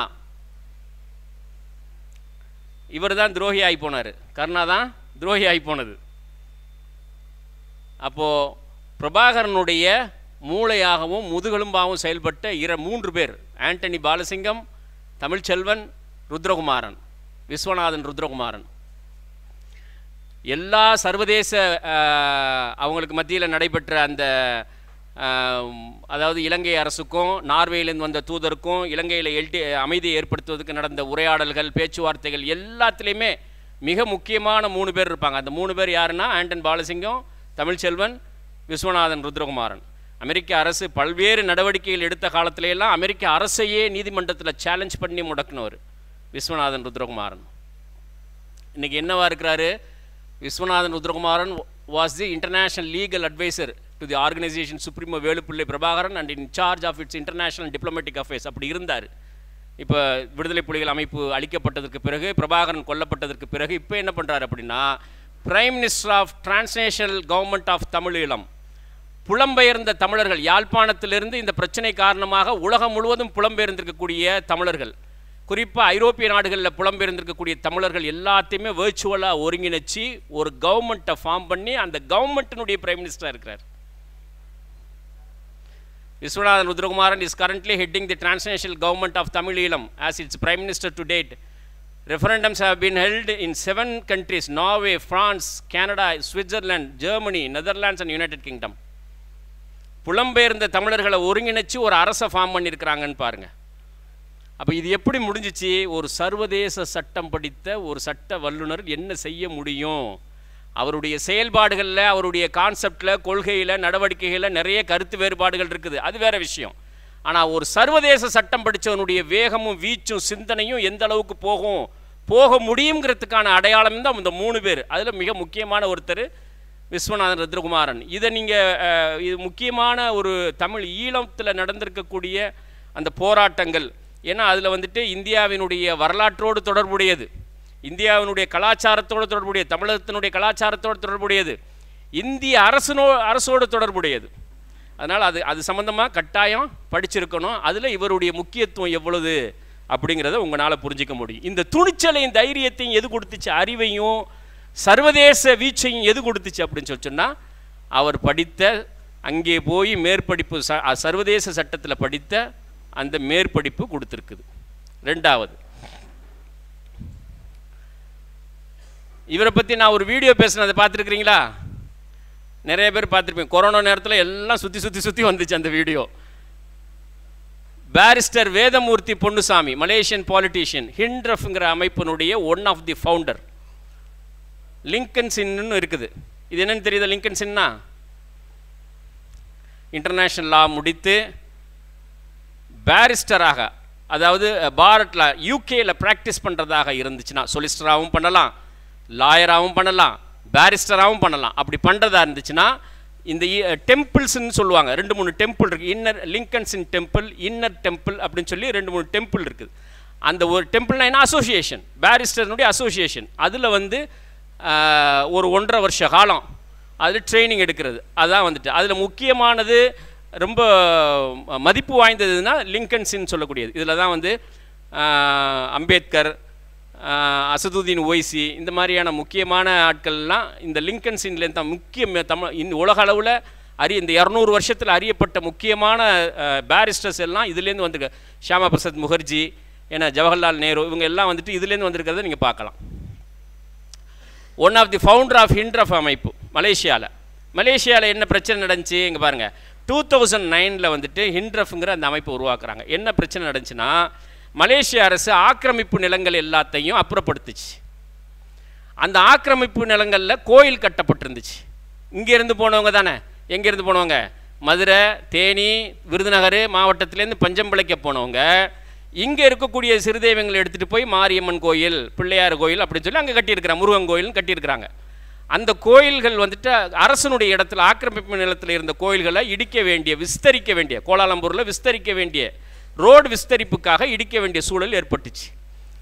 அந்த நேரத்தில் என்ன பண்ணாங்க அப்படின்னு கோயில் இடிக்கிறாங்கன்னு சொல்லி கவர்மெண்ட்டில் போய் பேசி பார்த்தாங்க. ஆக்கிரமிப்பில் கட்டப்பட்ட கோயில் மட்டும்தான் இடிக்கிறோம் அப்படி. நான் ஷார்ட்டாக சொல்லிடுறேன், இது சம்மந்தமான வீடியோ யூடியூப்பில் இருக்குது, நீங்கள் பார்த்துக்கலாம் அப்படின்னு சொல்லி கவர்மெண்ட் சொல்லிடுச்சு. உடனே என்ன பண்ணாங்க, முக்கியமான ஒரு 6 லாயர்ஸ் சேர்ந்து, 3 5 மொத்தம் 5 லாயர்ஸ் சேர்ந்து, இங்கே பாருங்கள், வேதமூர்த்தி, மனோகரன், உதயகுமார், வசந்தகுமார் எல்லாம் இங்கேருந்து போன தமிழர்கள், இந்த 6 அட்வொகேட்டு சேர்ந்து உருவாக்கின அமைப்பு தான் ஹிண்ட்ரஃப் அப்படிங்கிற அமைப்பு. அந்த அமைப்பை உருவாக்கி மக்களை போராட்ட களத்துக்கு இறக்குனாங்க. 2009 பெரிய போராட்டம் நடந்துச்சு. கலைஞர் அப்போ வந்துட்டு முதல்வராக இருந்தாங்க. இங்கே சாதாரண போராட்டம், பெரிய போராட்டம் நடந்துச்சு. மலேசியாவே ஸ்தம்பிக்கக்கூடிய அளவுக்கு போராட்டம் நடந்துச்சு. சர்வதேச மீடியாக்கள் அதை ஃப்ளாஷ் பண்ணிச்சு. இங்கே இருக்கக்கூடிய ஆர்எஸ்எஸ் அமைப்பு வந்து அதுக்கு அந்த கம்ப்ளீட் அதுக்கான ஸ்கெட்ச் போட்டு கொடுத்துச்சு. இதை எப்படி நகர்த்தி கொண்டுட்டு போகணும் அப்படிங்கிறது இங்கேருந்து தான் ஸ்கெட்ச் போட்டு கொடுத்தாங்க ஃபுல்லாக. அப்போது கலைஞரை பயங்கரமாக விமர்சனம் பண்ணாங்க. ஏன்னா அவங்க வந்து ஹிண்ட்ரஃப்னு பேர் வச்சாங்க. மலேசியாவுக்கு போனவர்கள் எல்லாம் தமிழர்கள், அவங்கள வந்துட்டு இந்துக்கள்னு கூப்பிடாதீங்க, தமிழர்கள்னு கூப்பிடுங்க அப்படின்னு சொல்லி கலைஞர் சொன்னார். அதுக்கு பயங்கரமான விமர்சனம்லாம் வந்துச்சு. அப்போ அப்படி இதாக என்ன பண்ணாங்க, பேச்சுவார்த்தை நடத்தும்போது மலேசிய அரசு வந்துட்டு இல்லை, இது வந்து ஆக்கிரமிப்பில் இருக்கிற கோயில்கள் மட்டும்தான் இடிக்கப்படுன்னு சொல்லிட்டாங்க. சில கோயில்களில் காம்பவுண்டு செவர் மட்டும்தான் இடிக்கப்பட்டுச்சு. ஆனால் இஷ்யூ பெருசாகி என்ன பண்ணாங்க இவங்க, நம்ம வேதமூர்த்தி தலைமையில், இந்த வேதமூர்த்தி தலைமையில் என்ன பண்ணார், அவர் என்ன பண்ணார் அப்படின்னா நேராக லண்டனுக்கு போனார். அவர் லிங்கன் சின்னில் தான் பேரிஸ்டர் முடிச்சிருக்கிறாரு. அது இந்த அதாவது சொல்லுவாங்கல்ல, பொதுவாக வந்து சென்னையில் இருக்கிறவங்களுக்கு தமிழ்நாடு வந்து ஒரு கிராமம் மாதிரி ஒரு மைண்ட் செட் ஏற்படும். சென்னையில் இருந்தாவே வந்துட்டு தமிழ்நாடு நம்ம கிராமம் அப்படின்னு சொல்லி. இதே நீங்கள் உங்கள் ஊரில், எங்கள் வேலூர்லேயே, மதுரையிலே, கோயம்புத்தூரில் போய் இருந்தால் அது அந்த ஏரியாக்குள்ளே தான் நம்முடைய வீழ்ச்சி வேகம் எல்லாமே இருக்கும். ஆனால் சென்னையில் இருக்கும்போது ஆல் ஓவர் தமிழ்நாடுங்கிற அந்த ஒரு, ஏன்னா எல்லா ஊர்கள்லேருந்து மக்கள் வர போக்குவரத்து செய்திகள் கிடைக்கிறதுனால ஒரு ஸ்டேட்டினுடைய கேபிட்டலில் இருக்கும்போது ஸ்டேட்டே நம்ம கண்ட்ரோலில் இருக்குங்கிற மாதிரியான ஒரு சாதாரண ரிக்ஷா ஓட்டுறவன கூட அந்த சிந்தனை இருக்கும். அதனால் யூகேயில் போய் என்ன பண்ணார் இவர், யூகேயில் ஒரு சூட்டு ஃபைல் பண்ணார். ராயல் கோர்ட் ஆஃப் ஜஸ்டிஸ் லண்டனில் இருக்குது. இங்கே பாருங்கள், காமன்வெல்த் கண்ட்ரிஸ், அதாவது பிரிட்டிஷ் ஆட்சிக்கு உட்பட்டிருந்த நாடுகளில் ஏற்பட்டிருக்கக்கூடிய பிரச்சனைகளில் மிக முக்கியமான பிரச்சனை, பிரிட்டிஷ் கவர்மெண்ட் வந்து விலகி செல்லும் போது 1956 மலேசியாவுக்கு சுதந்திரம் கொடுத்துட்டு போகும்போது மலேசியாவில் இருந்த சிறுபான்மை சமூகமாக இருக்கக்கூடிய இந்த இந்து சமூகத்திற்கு சரியான உரிமைகள் கான்ஸ்டியூஷனில் ஏற்படுத்தப்படலை. அதனால் அதிகப்படியான உரிமை இழப்புகள் ஏற்பட்டிருக்கு, அத்துமீறல் ஏற்பட்டிருக்கு, எங்களுடைய வழிபாட்டு தலங்கள் இடிக்கப்படுது, கலாச்சாரம் சிக்கலாக்கப்படுது, 2ஆம் தர குடிமக்களாக நாங்கள் நடத்தப்படுறோம் அப்படிங்கிறது எல்லாத்தையும் டிராஃப்ட் பண்ணி ராயல் கோர்ட் ஆஃப் ஜஸ்டிஸில் போய் எங்களுக்கு கிட்டத்தட்ட ஒரு 10 லட்சம் கோடி கிட்ட பணம் தரோம், இழப்பீடு தரணும்னு சொல்லி போட்டார். ஒரு பெரிய தொகை. யாரை வைத்து? குயின் எலிசபெத் எதிரா Royal Court of Justice. Royal Court of ஜஸ்டிஸில் போய் அந்த மாதிரி போடலாமா? காமன்வெல்த் கண்ட்ரிஸ், அதாவது பிரிட்டிஷ் ஆளுகைக்கு உட்பட்ட நாடுகள் இந்த மாதிரி இஷ்யூ இருந்துச்சுன்னா போடலாமான்னா யுனைடெட் நேஷன் உருவாக்குறதுக்கு முன்னால் போடலாம். யுனைடெட் நேஷன்ஸ் உருவாக்கப்பட்டதுக்கு பிறகு போடவும் முடியும், போடவும் முடியாது. சில இடங்களில் போடலாம், சில இடங்களில் போட முடியாது. ஒவ்வொரு நாட்டினுடைய இறையாண்மை பாதுகாக்கப்பட்டிருக்குது. இப்போ இந்த இஷ்யூவெல்லாம் அவர் கவனத்தில் எடுக்கலை. அவர் என்ன பண்ணார் அப்படின்னா, மலேசியா 2009 வந்துட்டு இஷ்யூ நடக்குது. 2010 வந்து மலேசியாவினுடைய 50வது அந்த குடியரசு தின ஆண்டு விழா வருது. அதுக்கு ஒரு நாள் முன்னால் போயிட்டு லண்டன் கோர்ட் ஆஃப் ஜஸ்டிஸில் போயிட்டு என்ன பண்ண, ராயல் கோர்ட் ஆஃப் ஜஸ்டிஸில் சூட்டை ஃபைல் பண்ணி இன்டர்நேஷ்னல் மீடியா எல்லாத்தையும் கூப்பிட்டு மலேசிய அரசுக்கு எதிராக ராணியை எதிர்த்து, ராணிக்கு எதிராக நாங்கள் மலேசிய அரசு ராணிக்கு எதிராகவும் நீதிமன்றத்தில் வழக்கு தொடுத்துருக்குறோம் அப்படின்னு அடித்தார் பாருங்கள். இன்டர்நேஷ்னல் மீடியாவில் எல்லா மீடியாவும் ஃப்ளாஷ் பண்ணி விட்டான். அடுத்த நாள் வந்து அங்கே அந்த 50வது பொன்விழா ஆண்டு விழா கொண்டாடுறதுக்காக மலேசியா ஃபுல்லாக கோலாகலமாக இருந்தது எல்லாம் சவுத்து போச்சு. மலேசியாவுக்கு மிகப்பெரிய தலைகுனிவு ஏற்பட்டுச்சு. அந்த கேஸ் என்ன ஆச்சு அப்படின்னு சொன்னால், இது வந்துட்டு செல்லுபடி, இது ஏற்கத்தக்கதல்லன்ட்டு பின்னால் அதை வந்து நீதிமன்றம் வந்து டிஸ்மிஸ் பண்ணிடுச்சு. ஆனால் அந்த நேரம் இன்டர்நேஷ்னல் மீடியா பரப்புனுச்சு பாருங்கள். அது வந்து அப்துல்லா பதாவி மலேசியாவுடைய பிரதமராக இருந்தார். உலகம் ஃபுல்லாக அந்த செய்தி போணுச்சு. ஒரே ஒரு ஆள், வேதமூர்த்திங்கிற ஒரு இன்டர்நேஷ்னல் பேரிஸ்டர் வேதமூர்த்தி ஒரு நாட்டினுடைய குடியரசு தினத்தினுடைய கொண்டாட்டத்தையே முடக்கினார். அந்த கேஸு காலி ஆகிடுச்சுங்கிறது வேறு விஷயம். ஆனால் சர்வதேச அளவில் மிகப்பெரிய நெருக்கடி ஏற்படும். இது எல்லாத்தையும் ஸ்கெட்ச் போட்டு கொடுத்தது எங்கேருந்து? இங்கேருந்து. என்ன செய்யணும், எப்படி நகர்த்தணும், எப்படி கொண்டுட்டு போகணும் அப்படிங்கிற. இப்போ அவர் என்ன ஐசிஜேக்கு கொண்டுட்டு போயிருக்கிறார். அந்த கேஸ் வந்து ஐசிஜேக்கு போயிருக்குது. மலேசிய அரசுக்கு மிகப்பெரிய தலைகுனிவு மற்றும் சர்வதேச நெருக்கடி ஏற்படுது. இந்த துணிச்சல் எப்படி வந்துச்சு? ஒரு சர்வதேச சட்டம் படித்த ஒருவரால், அதுவும் எங்கே அந்த அதனுடைய உருவாக்கமோ அந்த இடத்துல போய் படிக்கிறான் பாருங்கள், அவருக்கு இந்த ஒரு ஆற்றலை வந்துட்டு அது கொடுக்கும், அந்த கல்வி கொடுக்கும், அந்த பட்டம் கொடுக்கும். இன்டர்நேஷ்னல் லா அப்படிங்கிற மாஸ்டர்ஸில் இன்டர்நேஷ்னல் லான்னு கொடுக்க பாருங்கள். அது வந்து இந்த உலகம் கையில் இருந்து உருளக்கூடிய பந்து மாதிரி அப்படி நினைக்க தோணும். ஒன்றும் கிடையாது, ஃபூண்டு ஊதி விட்டால் போயிடும், உலகத்தில் யாரை வேணாலும் பார்த்துடலாம், எந்த நாட்டை வேணாலும் பார்த்துடலாம் அப்படிங்கிற அந்த தனி துணிச்சல் இருக்குது பாருங்கள், தன்னம்பிக்கை இருக்குது பாருங்கள். ஒரு எக்ஸ்ட்ராடினரி தன்னம்பிக்கை அதை கொடுக்கும். ஒரு மாஸ்டர் டிகிரி, ஒரே ஒரு வருஷம் யூரோப்பில் ஒரு வருஷம் படிக்கக்கூடிய மாஸ்டர் டிகிரி கொடுக்கும். இன்றைக்கி அது பெரிய அரசியல் கட்சியாக வளர்ந்து கடைசியில் மலேசியாவுடைய மகாத்திரனுடைய அமைச்சரவையிலேயே அமைச்சராக இருக்கிறார். இப்போ அவருடைய இதில் இல்லை, அமைச்சராக இருந்திருக்காரு. பெரும் அரசியல் கட்சியாக வளர்ந்துருக்குது என்எஃப் அமைப்பு. நீங்கள் இதெல்லாம் போய் நான் சுருக்கமாக சொல்லியிருக்கிறேன். இது சம்மந்தமாக கம்ப்ளீட் டீட்டெயில்ஸை நீங்கள் நெட்டில் போய் படிச்சுக்கலாம். மூணாவது, barrister Abubacarr, former attorney general of Gambia. உங்களுக்கெல்லாம் தெரியும், இவர் வந்து லா அட் யூனிவர்சிட்டி ஆஃப் வாவிக்கில் யூகேயில் masters in human rights law, School of Oriental and African Studies, சோஎஸ்ன்னு சொல்லுவாங்க. சரியா, சோஎஸ்ன்னு சொல்லி சோயல் இங்கே எப்படி இருக்குதோ அங்கே மாதிரி சோஎஸ்ன்னு யூகேயில் சொல்லுவாங்க. சோஎஸ்ன்னு சொன்னால் எல்லாத்துக்கும் தெரியும். அங்கே வந்துட்டு மாஸ்டர் டிகிரி முடித்தவர், barrister at Lincoln Inn Temple. சரியா, அது கிட்டத்தட்ட ஒரு 300-400 வருஷம் ஆச்சுன்னு நினைக்கிறேன் அது உருவாக்கி. Abubakar can speak 6 languages. இதுதான் ஆற்றல், இதுதான் செல்வம், இதுதான் அதிகாரம். 6 மொழிகளிலே எழுதக்கூடிய பேசக்கூடிய ஆற்றல் புரிந்தவர். இதெல்லாம் குரூம் பண்ணிக்கிறது. அல்லாஹ்வுடைய ரசூல் சொன்னாங்க பாருங்க, ஒரு மூமின் 1000 நபர்களுக்கு மனிதர்களுக்கு சமம், 1000 பேத்துக்கு சமம். இன்னைக்கு அந்த லெவலில் இருக்கிறமான்னு பாருங்க. பொட்டன்ஷியாலிட்டிலாம் எங்கே போணுச்சுன்னே தெரியல. இங்கிலீஷ், ஃப்ரெஞ்ச், ஓல்ஃப், அப்புறம் அந்த ஆஃப்ரிக்கன் லாங்குவேஜ் இருக்குது, மேண்டிங்கோ, கிரியோ, சொனின்கி, இதெல்லாம் அந்த கேம்பியா சுற்றி இருக்கக்கூடிய இந்த பழங்குடி சமூகம் பேசக்கூடிய மொழிகள். 6 மொழிகளிலே பேசக்கூடியவர். இந்த சம்பவம் உங்களுக்கு தெரியும், ரோஹிங்கியா ஜெனோசைடுன்னு சொல்லி. சரியா, அரக்கன் ஸ்டேட்லேருந்து பர்மாவினுடைய இந்த கடற்கரை பகுதி இருக்குது பாருங்கள், ரக்கைன் ஸ்டேட்டுன்னு சொல்லுவாங்க பாருங்கள். இங்கே இருந்து இங்கே தான் நிறைய காரணம் என்ன அப்படின்னா, இவங்க எல்லாருமே வங்காள மொழி பேசக்கூடிய முஸ்லீம்கள். ஈஸ்ட் பங்களாதேஷ்ன்னு இருந்துச்சு பாருங்கள். அதாவது இந்த பங்களாதேஷ் 2ஆக உரையிறதுக்கு 47க்கு முன்னால் இதெல்லாம் ஒரே ஸ்டேட். அப்போ மக்கள் என்ன பண்ணுவாங்க எப்போதுமே அப்படின்னா, எங்கே வாய்ப்புகள் இருக்குதோ அங்கே புலம்பெயர்ந்து போவாங்க. எப்படி வந்து கால்நடைகள் எங்கே வந்து தனக்கான உணவு இருக்குதோ அங்கே போகுமோ, அந்த மாதிரி யார் தடுத்தாலும் கேட்க மாட்டாங்க, நிற்க மாட்டாங்க. மனிதர்கள் தனக்கான வளங்களை வாய்ப்புகளை தேடி புலம்பெயர்ந்துக்கிட்டே இருப்பாங்க.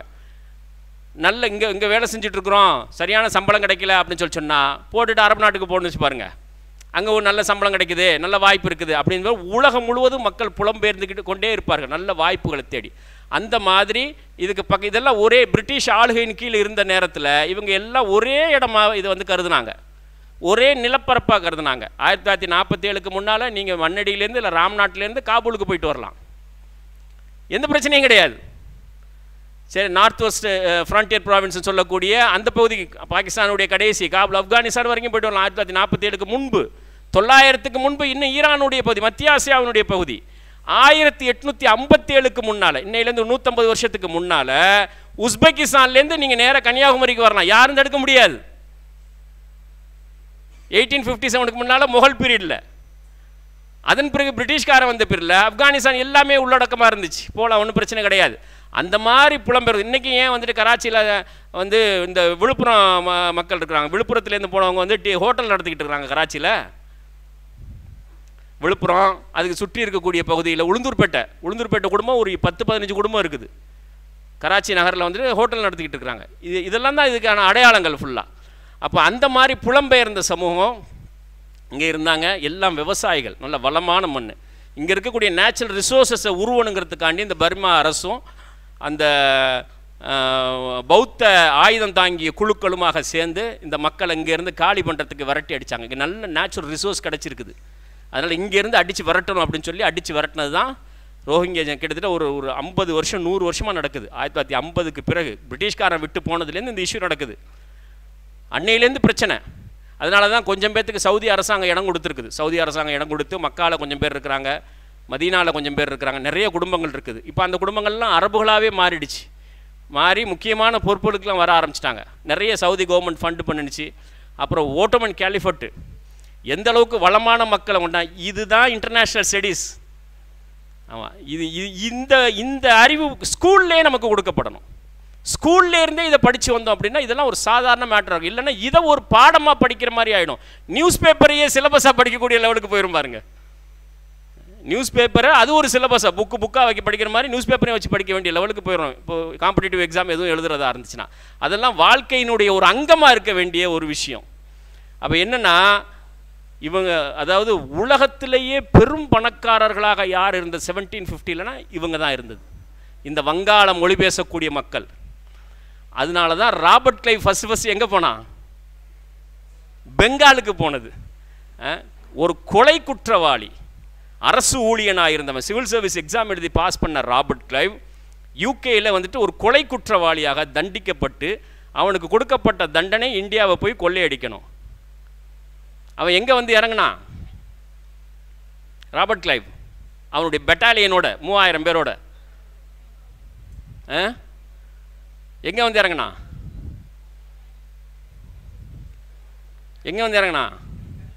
இந்த மீட்டிங் முடித்தோடனே கீழே இறங்கி இப்படியே போங்க, சரியா? இந்த இடத்துல ஒரு பஸ் ஸ்டாப் ஒன்று இருக்குது பாருங்கள், கிளைவ் பேட்டரின்னு அதுக்கு பேர். கிளைவ் பெட்டாலியனோட வந்து இறங்கின இடம் இந்த அடுத்த தெரு, சரியா? துறைமுகத்துக்கு பக்கத்தில் இருக்கக்கூடிய அந்த தெரு, அந்த பஸ் ஸ்டாப் இருக்குது பாருங்கள். அதனால தான் கிளைவ் பேட்டரி ஆகிடுச்சு. கிளைவ் பெட்டாலியன் கிளைவ் பேட்டரி ஆகிடுச்சு. 3000 பேர்த்தோடு வந்து இறங்கி அவனுக்கு ஃபஸ்ட்டு கொடுக்கப்பட்ட ப்ராஜெக்ட் இந்தியாவிலேயே வளமான மண், செல்வ செழிப்பான மக்கள் பெங்காலிகள், அதை போய் கொள்ளையடி அப்படின்னு சொல்லி அனுப்பிச்சி விட்டது. 3000 பேரோடு போய் 35,000 வீரர்கள் இருந்த சிராஜித் தௌலாவினுடைய அரசை வந்து நயவஞ்சகமாக வீழ்த்தி முகலாய பேரரசனுடைய ஒரு முதல் குறுநில அரசு வீழ்த்தப்பட்டது 1757. அதைத்தான் என்ன ஹிஸ்ட்ரி புக்கில் என்ன படிக்கிறோம்?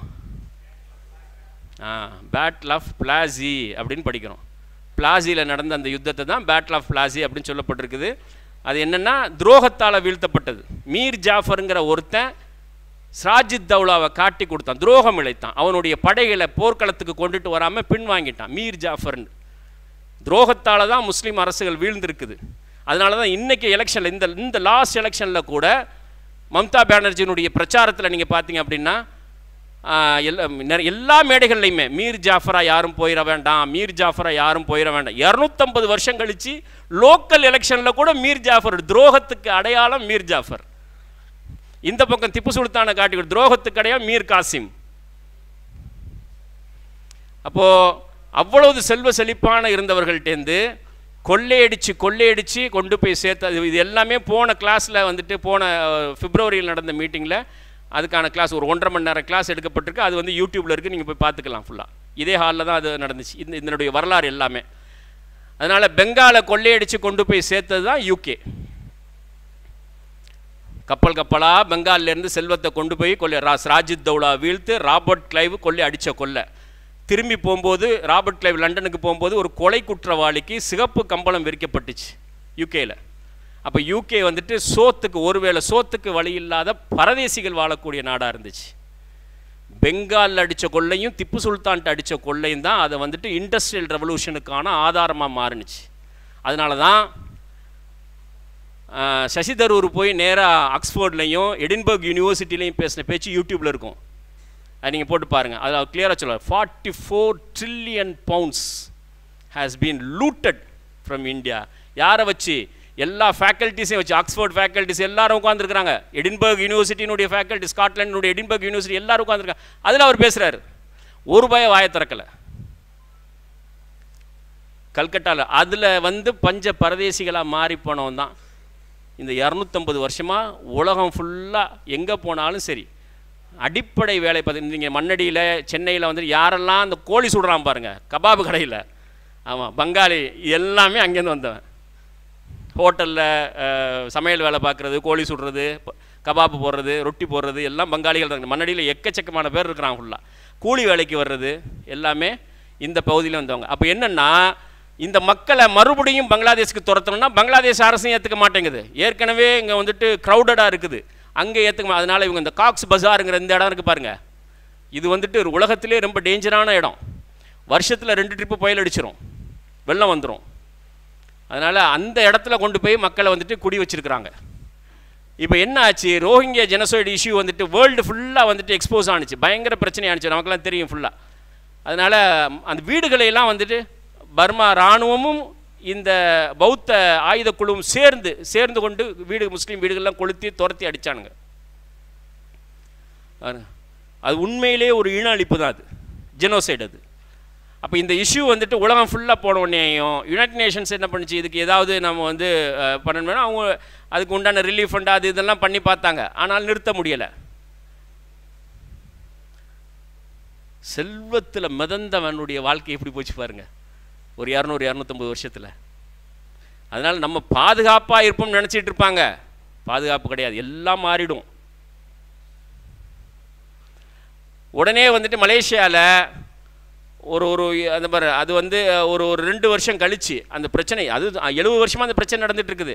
Extraordinary session of OIC, council of the foreign ministers on the situation of the Rohingya Muslim minority Myanmar. இது வந்துட்டு OIC-னுடைய ஒரு meeting, organisation of Islamic council அப்படின்ற ஒரு 57 அரபு நாடுகள், இஸ்லாமிய நாடுகள், அதாவது முஸ்லீம் நாடுகள், அரபு நாடுகள், முஸ்லீம்கள் பெருவாரியாக வாழக்கூடிய சில நாடுகள், இது எல்லாம் சேர்ந்தது தான் அந்த OIC-ங்கிற organisation.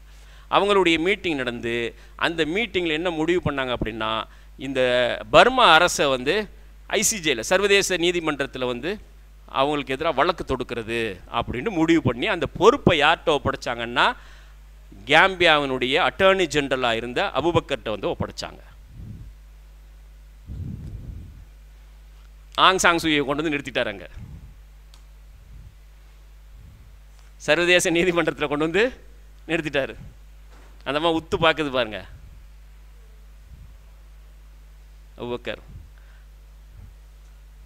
Abu Bakr தம்பாது sued Myanmar in ICJ with the help of the OIC, human rights and watchdog groups. மனித உரிமை அமைப்புகளோடையும் OIC-யோடையும் சேர்ந்து ஏன்னா ஆங் சாங் சூயி வந்து அன்னைக்கு 90ல் நோபல் பரிசு கொடுக்கப்பட்ட பெண்மணி, அமைதிக்கான நோபல் பரிசு. காரணம் என்ன அப்படின்னா, அங்கே இராணுவ ஆட்சி, அது கம்யூனிஸ்ட் ஆட்சி அங்கே நடந்துட்டு இருக்குது. அதுக்கு எதிராக வந்துட்டு கேபிட்டலிசத்தை கொண்டுட்டு வரத்துக்கூடிய வெஸ்டர்ன் ஒரு கையாளாக இருந்தவங்க தான் வந்து ஆங் சாங் சூயி. சரியா, மேற்கத்திய நாடுகளுடைய கையாளு தான். அவங்களுக்கு அதுக்காகத்தான் நோபல் பரிசுலாம் கொடுக்கப்பட்டது. இந்த இஷ்யூ பெரிய இஷ்யூ ஆகி பர்மா அரசின் சார்பை பதில் சொல்ல வேண்டிய கட்டாயத்துக்கு தள்ளப்பட்டு சர்வதேச நீதிமன்றத்தில் கொண்டு வந்து நிறுத்தினாங்க. அந்த மாதிரி சர்வதேச நீதிமன்றத்தில் வாதங்களை எடுத்து வச்சிச்சு. அப்போ வாதங்களை எடுத்து வைக்கும்போது Aung San Suu has defended Myanmar's military against a genocide allegation at the International Court of Justice amid accusation of mass killings, rape and expulsion of the mostly Muslim Rohingya minorities. அவர்கள் அந்த இனப்படுகொலைக்கு எதிராக வந்துட்டு அவங்களுடைய கருத்தை வச்சு, நாங்கள் இராணுவம் செய்யலை, இது ஸ்டேட்லெஸ் குழு, ஆயுதம் தாங்கிய அரசு சாராத ஒரு குழு செஞ்சது, ஒரு அந்த பௌத்த மதத்தை சேர்ந்த குழு செஞ்சது தான். அந்த ஆள் பேர் நல்ல பேர், அந்த வந்து ஒரு பிச்சு இருந்தான், பௌத்த பிச்சு, இந்த இலங்கையில் இருக்க ஒருத்தரோட சேர்ந்துட்டு அவன் பண்ண அட்டூழியம். அப்போ அது வந்து அந்த சர்வதேச நீதிமன்றத்தில் அதை கொண்டது ஆதாரங்களோடு அது நிரூபிச்சிச்சு. அது அப்படியே இருக்குது.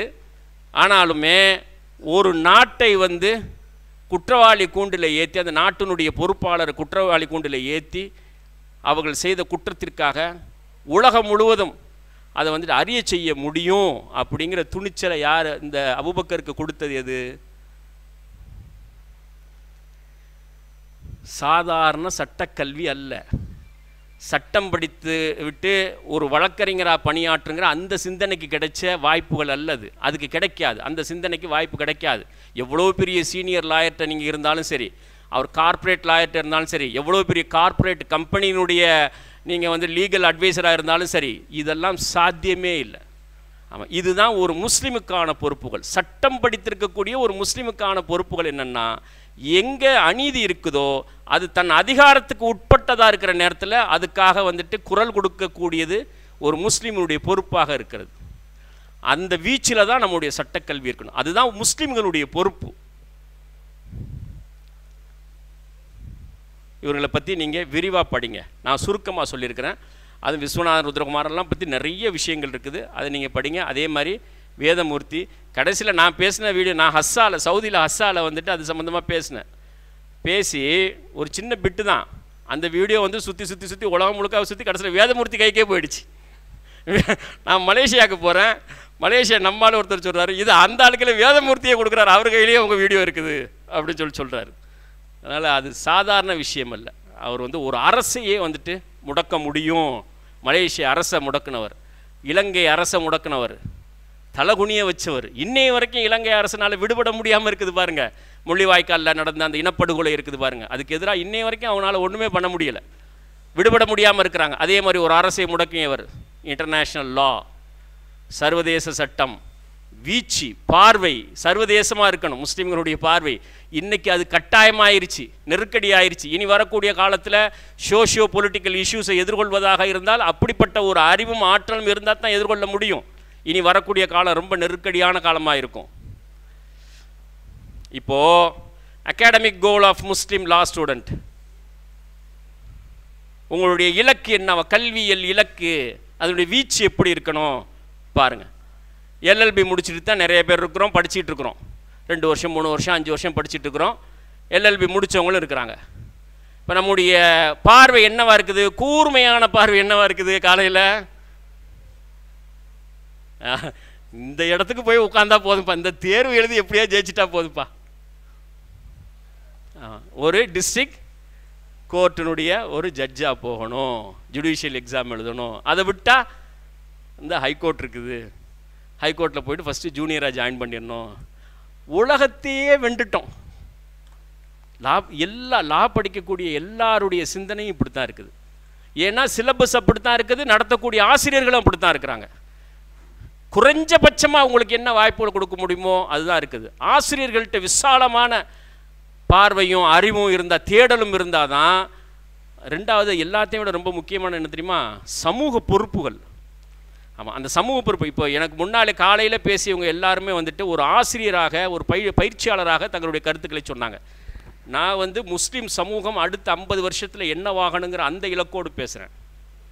ஆமாம், ஒரு களத்தில் நின்று முஸ்லீம் சமூகத்தினுடைய ஒரு தெருவில் நின்று இந்த சமூகம் நெக்ஸ்ட் 50 இயர்ஸில் எந்த இடத்துக்கு போனால் சுற்றி வரக்கூடிய இஷ்யூஸை எதிர்கொள்ள முடியும், தன் பொறுப்புகளை நிறைவேற்ற முடியும்.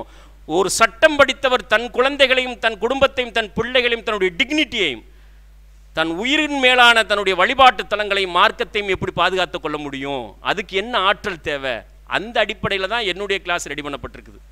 அப்போ என்னென்னா, அதுக்கு அடுத்து கொஞ்சம் விசாலமான பார்வை மெட்ராஸ் ஹைகோர்ட்டுக்கு போகிறது. இன்னும் கொஞ்சம் விசாலமாக இருக்கும், ஏஓஆர் எக்ஸாம் எழுதி அங்கே போயிடுறது. அட்வொகேட் ஆன் ரெக்கார்டு இருக்குது பாருங்கள், அது 3 வருஷமோ 4 வருஷமோ ப்ராக்டிஸ் பண்ணிவிட்டு அல்லது எக்ஸாம் எழுதிட்டு சுப்ரீம் கோர்ட்டில் ப்ராக்டிஸ் பண்ணுறது வெற்றி அப்படின்னு நினச்சிட்டு இருக்கிறோம். இது இல்லைன்னா இதான் இது சிவில் ஜட்ஜ். இதில் தான் நம்ம சட்டம் படிக்கிறவருடைய எண்ணங்கள், எதிர்பார்ப்புகள், கவலைகள் எல்லாம் ஓடிக்கிட்டு இருக்குது. அதுக்கு ஏற்றார் மாதிரி நம்மளுடைய பொருளாதார நெருக்கடிகள் நம்மளை துரத்திக்கிட்டே இருக்கும். அதுதான் பெரிய சிக்கல். 5 வருஷம் சட்டம் படித்து முடிச்சுட்டு செலவுக்கு காசு இல்லாமல், போக்குவரத்துக்கு பஸ்ஸுக்கு காசு இல்லாமல், அத்தாட்டையும் அம்மாட்டையும் திட்டு வாங்கி, சரியாக பணம் கட்டுறதுக்கு வழி இல்லாமல், ப்ரைவேட் காலேஜில் போய் கவர்மெண்ட் காலேஜிலேயே செலவுக்கு காசு இல்லாமல் தடுமாறி பிஞ்சு பீஸ் ஆகி எப்படியோ முடிச்சுட்டு நீங்கள் இன்டர்நேஷ்னல் லா படிக்கிறீங்களா பிரதர் நம்ம போய் கேட்டால் மூஞ்சியில் சுடுதண்ணியை தான் பிடிச்சி ஊற்றுவாங்க. ஏன்னா நானே வந்து சுண்ணாம்பா போய் வந்திருக்கிறேன், இப்போதைக்கு நான் தப்பிக்கிறதுக்கு என்ன வழி, அப்படி தான் இருக்கும்.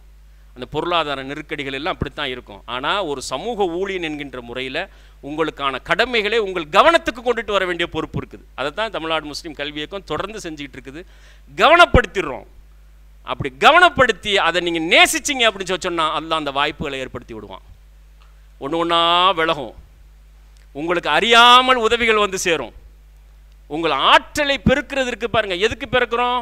அல்லாஹ்வுடைய தீனுக்காக, இந்த உம்மத்துக்காக, இந்த நாட்டுக்காக.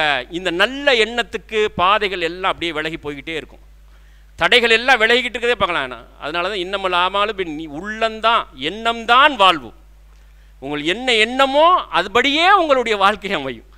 எல்லாமே உங்களுக்கு தோதா வந்து அமையும். அப்போ நல்ல எண்ணத்தோடு நாம் இந்த கல்வியை முடித்து நெக்ஸ்ட்டு நம்ம என்ன செய்யணும் அப்படிங்கிற அந்த இடத்துக்கு இங்கே வந்திருக்கிறதுனால, இங்கேருந்து போகும்போது நீங்கள் வந்துட்டு ஒரு தெளிவான தீர்க்கமான ஒரு மிகப்பெரிய இலக்கோடு சென்றீங்கன்னா, நீங்கள் இங்கேருந்து வெளியான நொடியிலிருந்து உங்களுக்கான பாதைகள் லேசாக்கப்படும். அல்லாஹ் ரப்புல் ஆலமீனுடைய வாக்கு, வேறு யாருடைய வாக்கும் கிடையாது. அந்த வாக்கு பொய்க்குமா? உலகமே அழிஞ்சாலும் சரி, படைச்ச ரப்புல் ஆலமீனுடைய வாக்கு பொய்க்காது.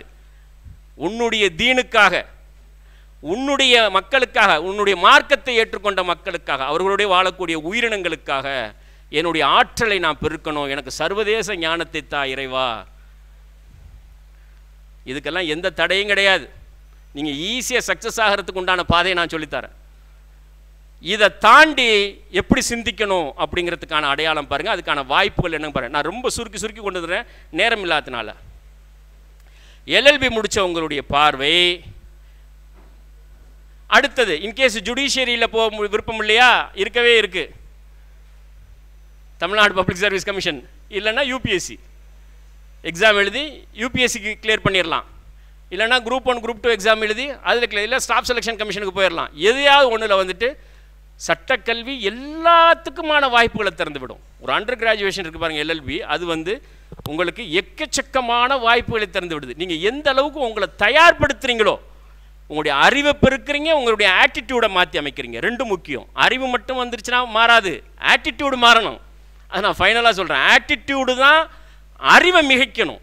ஆட்டிடியூடு அறிவை மிகச்சி ஆட்டிடியூடு வழி நடத்தும் போது ஈஸியாக சக்ஸஸ் வந்துடும். அறிவு சக்ஸஸை கொடுக்காது. ஆனால் நிறைய படிச்சிருக்கிற பெரிய சீனியர் லாயர்கிட்ட வந்துட்டு ஜூனியராக சான்ஸ் வராது, கிடையவே கிடையாது. அது பின்னடைவு, தடங்கள் பின்னடைவுக்கு தான் கொண்டு போவேன். ஆட்டிடியூடு இருக்குது பாருங்கள், உங்களுடைய ஆட்டிடியூடு, அணுகுமுறை, குணங்கள், அஹ்லாக், அது எப்போ நீங்கள் வந்துட்டு சிறப்பாக்குறீங்களோ உங்களுக்கு வாழ்க்கையினுடைய சிக்கல்களும் குறையும், வளர்ச்சியும் இருக்கும், அல்லாஹ்வுடைய அருள் பரக்கத்தும் வரும். இன்கேஸ் அந்த நீதித்துறை இல்லைன்னா அரசு துறை இருக்குது. இப்போ என்ன செய்யணும் அப்படின்னா, நீங்கள் என்ன செய்யணும், உங்களை மாதிரி படிச்சுட்டு இருக்கக்கூடிய மூமினான பிள்ளைகள் என்ன செய்யணும் அப்படிங்கிற கவனப்படுத்துகிறேன். நீங்கள் உங்களோடு படித்து கொண்டிருக்கக்கூடிய சகோதர சகோதரிகள்கிட்ட இதை வந்துட்டு இடைவிடாமல் சொல்லிக்கிட்டே இருக்கணும். அவங்களுக்கு அவ்வளோ ஈஸியாக புரிஞ்சிடாது, சொல்லிக்கிட்டே இருக்கணும். நெக்ஸ்ட் ஒரு 25 இயர்ஸுக்கு உங்கள் வாழ்நாள் முழுக்க நீங்கள் சொன்னால் தான் மாற்றம் ஏற்படும். நீங்கள் ஒரு முறை இந்த செய்தியை சொல்ல சொல்ல சொல்ல உங்கள் கணக்கில் உங்களுடைய நன்மைகளுக்கான எண்ணிக்கை அடர்த்தி கூடிக்கிட்டே இருக்கும். வாயை வச்சுட்டு சும்மா இல்லாமல் ஒரு ட்ரிப்பு நீங்கள் சொன்னீங்கன்னா போதும். எல்எல்பியோடு நிறுத்திடாத, மாஸ்டர் டிகிரி பண்ணு, இன்டர்நேஷ்னல் லா பண்ணு, உன் ஆற்றலை பெருக்கிக்க. இந்த 4 வார்த்தையை சொல்லி பாருங்கள், உங்கள் கணக்கில் எழுதிக்கிட்டே இருப்பாங்க. நல்ல விஷயம் சொல்லியிருக்கான், நல்ல விஷயம் சொல்லியிருக்கான், நல்ல விஷயம் சொல்லியிருக்கான், நன்மைகள் 1க்கு 10 எழுதிக்கிட்டே இருப்பாங்க ஃபுல்லாக. அதெல்லாம் தான் உங்களுடைய மரணத்துக்கு பிறகு நன்மைகளாக வந்துக்கிட்டு, அந்த செய்தியை உள் வாங்கிட்டு போனவங்க நீங்கள் மறந்துருக்கலாம், உங்களை விட்டு பிரிஞ்சு போயிருக்கலாம். அவன் செய்யக்கூடிய எல்லா நற்காரியங்கள்லையும் உங்களுக்கு நன்மைகள் வந்துக்கிட்டே இருக்கும். எல்எல்பி முடிச்சுட்டு முஸ்லீம் சட்ட மாணவர்கள் சர்வதேச வாய்ப்புகளுக்கு தன்னை தயார்படுத்தி கொள்ளணும், ஆற்றலை பெருக்கி கொள்ளணும். என்ன, மாஸ்டர் டிகிரி பண்ணுறது, பிஹெச்டி பண்ணுறது, பிடிஎஃப் போஸ்ட் டாக்டரல் ஃபெலோஷிப்னு சொல்கிறாங்க பாருங்கள். அதனால் அந்த ஆராய்ச்சி கல்வியை முன்னெடுக்கிறது. இதுதான் ஒரு முஸ்லீமுக்கான அடையாளம், பொறுப்புகள். சட்டம் படிக்கக்கூடிய ஒரு முஸ்லீம்களுக்கான பொறுப்புகள். கல்வி பிழைப்புக்கானது அல்ல, நல்ல கவனிங்க. கல்வி பிழைப்பதற்கு அல்ல, மாத ஊதிய பணிக்கானது அல்ல. அதெல்லாம் இந்த கேபிட்டலிசம் 1990ஸ்க்கு பிறகு நம்ம மண்டையில் திணிக்கப்பட்டது. முதலாளித்துவத்தினுடைய கருத்துக்கள், கல்வியை கொண்டு பணம் சம்பாதிக்கிறதா அவருடைய நோக்கம். முதலாளித்துவத்தினுடைய கருத்து கிடையாது, இஸ்லாமிய கருத்து அது கிடையாது. அறிவு என்பது என்ன, இட்ஸ் இபாதத். அது ஒரு வழிபாடு. நீங்கள் எந்த துறை சார்ந்து இருக்கிறீங்களோ அந்த துறையில் இன்டெப்த்தாக போகிறது இபாதத், அல்லாஹ்வுக்கு செய்கிற வணக்கம். அதன் மூலமாக உங்கள் ஆற்றல் பெருகும், உங்கள் வாழ்க்கை பயனுள்ளதாக மாறும், உயிர்களெல்லாம் பலனடையும் அறிவை பெருக்குவதன் மூலமாக. அதனால் சட்டக்கல்வி படித்திருக்கக்கூடிய நாம் இன்டெப்த்தாக போகிறது உங்களை யாராலும் அசைக்க முடியாது, உங்களை தவிர்க்க முடியாது, உங்கள் ரெஸ்யூமை தவிர்க்கவே முடியாது, இல்லைன்னு சொல்ல முடியாது, போன்று சொல்ல முடியாது. அவ்வளவு பவர்ஃபுல்லாக இருக்கும் உங்களுடைய அகாடமிக் ரெக்கார்ட்ஸ். எப்படி மாஸ்டர் டிகிரி பண்ணுறது, நெக்ஸ்ட்டு நெட்டோடு சேர்த்து பிஹெச்டி பண்ணுறது, நெட்டு முடித்தா தான் பிஹெச்டி பண்ண முடியும் அப்படின்னு கொண்டுட்டு வந்திருக்கிறாங்க. சில இடங்களில் சில ரிலாக்ஸேஷன் இருக்குது. ஆனாலுமே பிஹெச்டி முடிக்கிறதுக்குள்ளே நெட்டு முடிச்சிருக்கணும். சரியா? நெட்டோடு சேர்த்து பிஹெச்டி பிடிஎஃப் எங்கே? இந்தியாவில் இல்லைன்னா யூரோப்பில், யாருக்கு எங்கே வாய்ப்பு இருக்குதோ அங்கே. இது முடித்தா என்ன எவ்வளோ நாள் ஆகும்? இந்தியாவில் முடிக்கும்போது மாஸ்டர் டிகிரி 2 வருஷம். சரியா? பிஹெச்டி ஒரு 3 வருஷம், 3 2 5 வருஷம். ஒரு அண்டர் கிராஜுவேஷன் முடிக்கிறார் இப்போ அப்படின்னா ஒரு 22 23 வயசு இருக்கும். 5 வருஷம் கோர்ஸ் முடிச்சிருக்கிறாரு அப்படின்னா +2 முடிச்சுட்டு 17 5 22 23 வயசு. 23 வயசு 25 வயசு இந்தியாவில் முடித்தார்னா இது ஒரு 3 வருஷம். 27 28 வயசில் அவர் வந்து பிஹெச்டி முடிச்சிருப்பார். அதுக்கப்புறம் அவர் ப்ராசஸில் போகிறது, பிடிஎஃப் போகிறது, அதெல்லாம் வந்துட்டு ஆன்கோயிங் ப்ராசஸில் போய்கிட்டே இருக்கிறது. 27 28 வயசில் அவர் வந்து சட்ட அறிஞர்களுக்கும் சட்ட மாணவர்களுக்கும் சட்ட அறிஞர்களுக்கும் வகுப்பெடுக்கக்கூடிய ஒரு பேராசிரியராக மாறி போவார். அவர் வழக்கறிஞர் பணி செய்வார், மற்ற ஆராய்ச்சியில் ஈடுபடுவார். அதெல்லாம் அடுத்தது. அவருக்கான அடையாளம் என்ன? ஒரு கல்லூரியில் ஒரு 1000 மாணவர்களுக்கு வகுப்பெடுக்கக்கூடிய ஆற்றல் பொருந்தியவர், இளம் வழக்கறிஞர்களுக்கு பயிற்சி அளிக்கக்கூடிய ஆற்றல் பொருந்தியவர், சட்ட நுணுக்கங்களை ஆராய்ச்சி செய்யக்கூடிய ஆற்றல் பொருந்தியவர், சட்ட புத்தகத்தை எழுதக்கூடிய தகுதி பெற்றவர். எல்லா வகையான பல வகையான, அதாவது வெளிப்படையான தகுதிகள், உள்ளரங்கமான தகுதிகள், கண்ணுக்கு தெரிந்த தகுதிகள், கண்ணுக்கு தெரியாது, இது எல்லாம் வந்து சேர்றது இந்த 5 வருஷம் நீங்கள் கண்டினியூ பண்ணிங்கன்னா போதுங்க. பாருங்கள், லீகல் ஸ்காலராக மாறி போவீங்க. இவங்கெல்லாம் உட்காந்துக்கலாம் நாளைய தலைவர்கள், இந்தியாவினுடைய தலைவர்களுடைய சிந்தனையை ஷார்ப் பண்ணுறீங்க, ஷேப் பண்ணுறீங்க. நாளைய பொலிட்டிக்கல் லீடர்ஸை, நாளைய ஹைகோர்ட் சுப்ரீம் கோர்ட் ஜட்ஜஸ்னுடைய சிந்தனைகளை, அட்வொகேட்ஸ், லீகல் ஸ்காலர்ஸ், யார் பாலிட்டிஷியன்ஸ், எல்லாருடைய அரசனுடைய நிர்வாகத்தை, கொள்கைகளை, அவங்களுடைய சிந்தனைகளை ஷேப் பண்ணக்கூடிய, வடிவமாக்கக்கூடிய ஆற்றல் பொருந்தியவராக நீங்கள் மாறி போகிறீங்க. தவிர்க்கவே முடியாது உங்களை. 27 NLU இருக்குது இந்தியாவில், சட்ட பல்கலைக்கழகம், மத்திய அரசனுடைய சட்ட பல்கலைக்கழகம், நேஷனல் லா யூனிவர்சிட்டி, 27 பல்கலைக்கழகங்கள் இருக்கிறது. 1721 லா காலேஜஸ் இருக்குது இந்தியா முழுக்க, ப்ளஸ் பெருகிக்கிட்டே இருக்குது. தமிழ்நாட்டில் 50க்கும் மேற்பட்ட சட்டக்கல்லூரிகள் இருக்குது. இப்போது இந்த வருஷம் நாகப்பட்டினத்தில் புதுசாக ஒன்று உருவாகி வந்திருக்கு, தஞ்சாவூரில் உருவாகி வந்திருக்கு, ஐயம்பேட்டையில், தஞ்சாவூர்லையும் நாகப்பட்டினத்துலையும் புதுசாக சட்டக்கல்லூரிகள், ப்ரைவேட் காலேஜஸ் உருவாகிக்கிட்டே இருக்குது. சட்டம் படிக்கக்கூடிய மாணவர்களுடைய எண்ணிக்கை அதிகரிச்சுக்கிட்டே இருக்குது. சட்ட பேராசிரியர்களுடைய தேவைகள், நெருக்கடிகள் அதிகரிச்சுக்கிட்டே இருக்குது.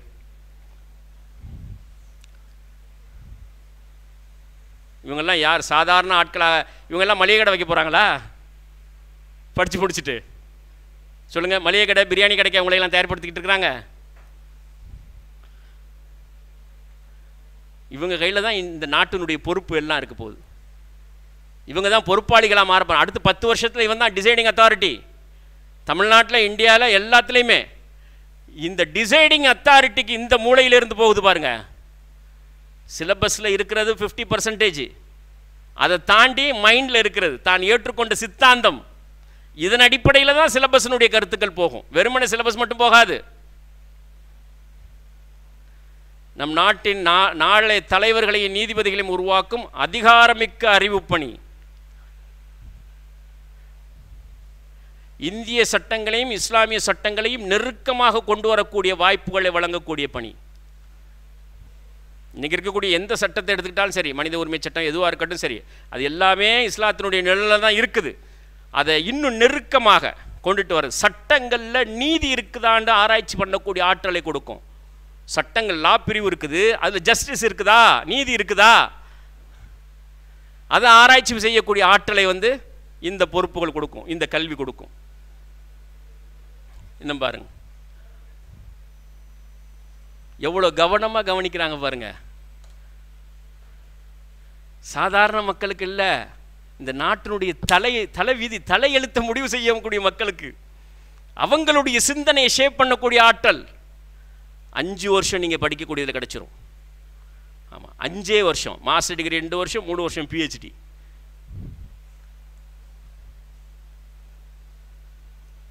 சரி, இப்படி படிக்கிறவங்களுக்கு இப்போ நீங்கள் வந்து சீனியரை பார்ப்பீங்க, நிறையா அவர் வந்துட்டு சம்பாதிக்கிறாரு அப்படின்னு சொல்லி, அவர் நிறையா சம்பாதிப்பார், நமக்கு கொடுப்பாராங்கிறது டவுட்டு தான். அடிப்படை விஷயங்களே கொடுப்பாங்களா அப்படிங்கிறதுக்கும் டவுட்டு தான். இப்போது அது நீதிமன்றமெல்லாம் தலையிட்டு இவ்வளோ ரூபாயாக கொடுக்கணும் அப்படிங்கிற அளவுக்கெல்லாம் சொல்ல வேண்டிய சூழல் இருக்குதுன்னு வச்சுங்க ஜூனியராக போய் சேர்றவங்களுக்கு.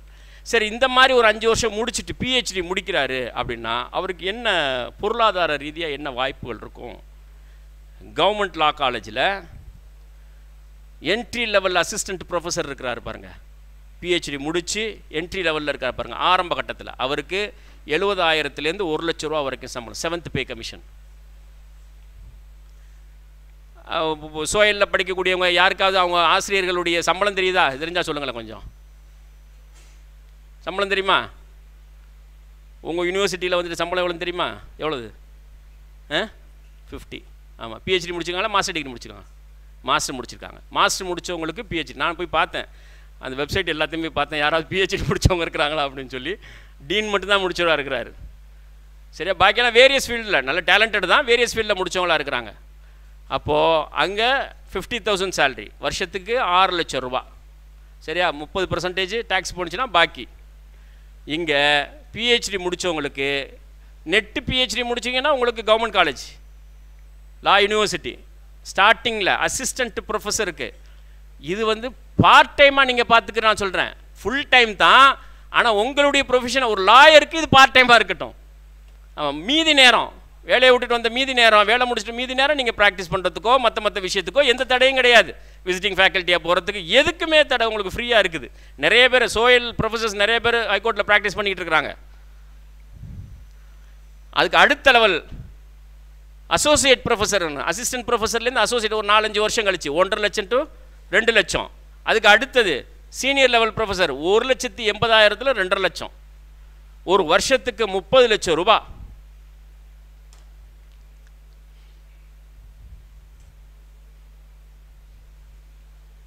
எப்படி தோணுது? நானே பேசிகிட்டு இருக்கிறேனே, எப்படி தோணுது? சார் எப்படி தோணுது? தூக்கம் தான் வருதுங்கிறீங்களா?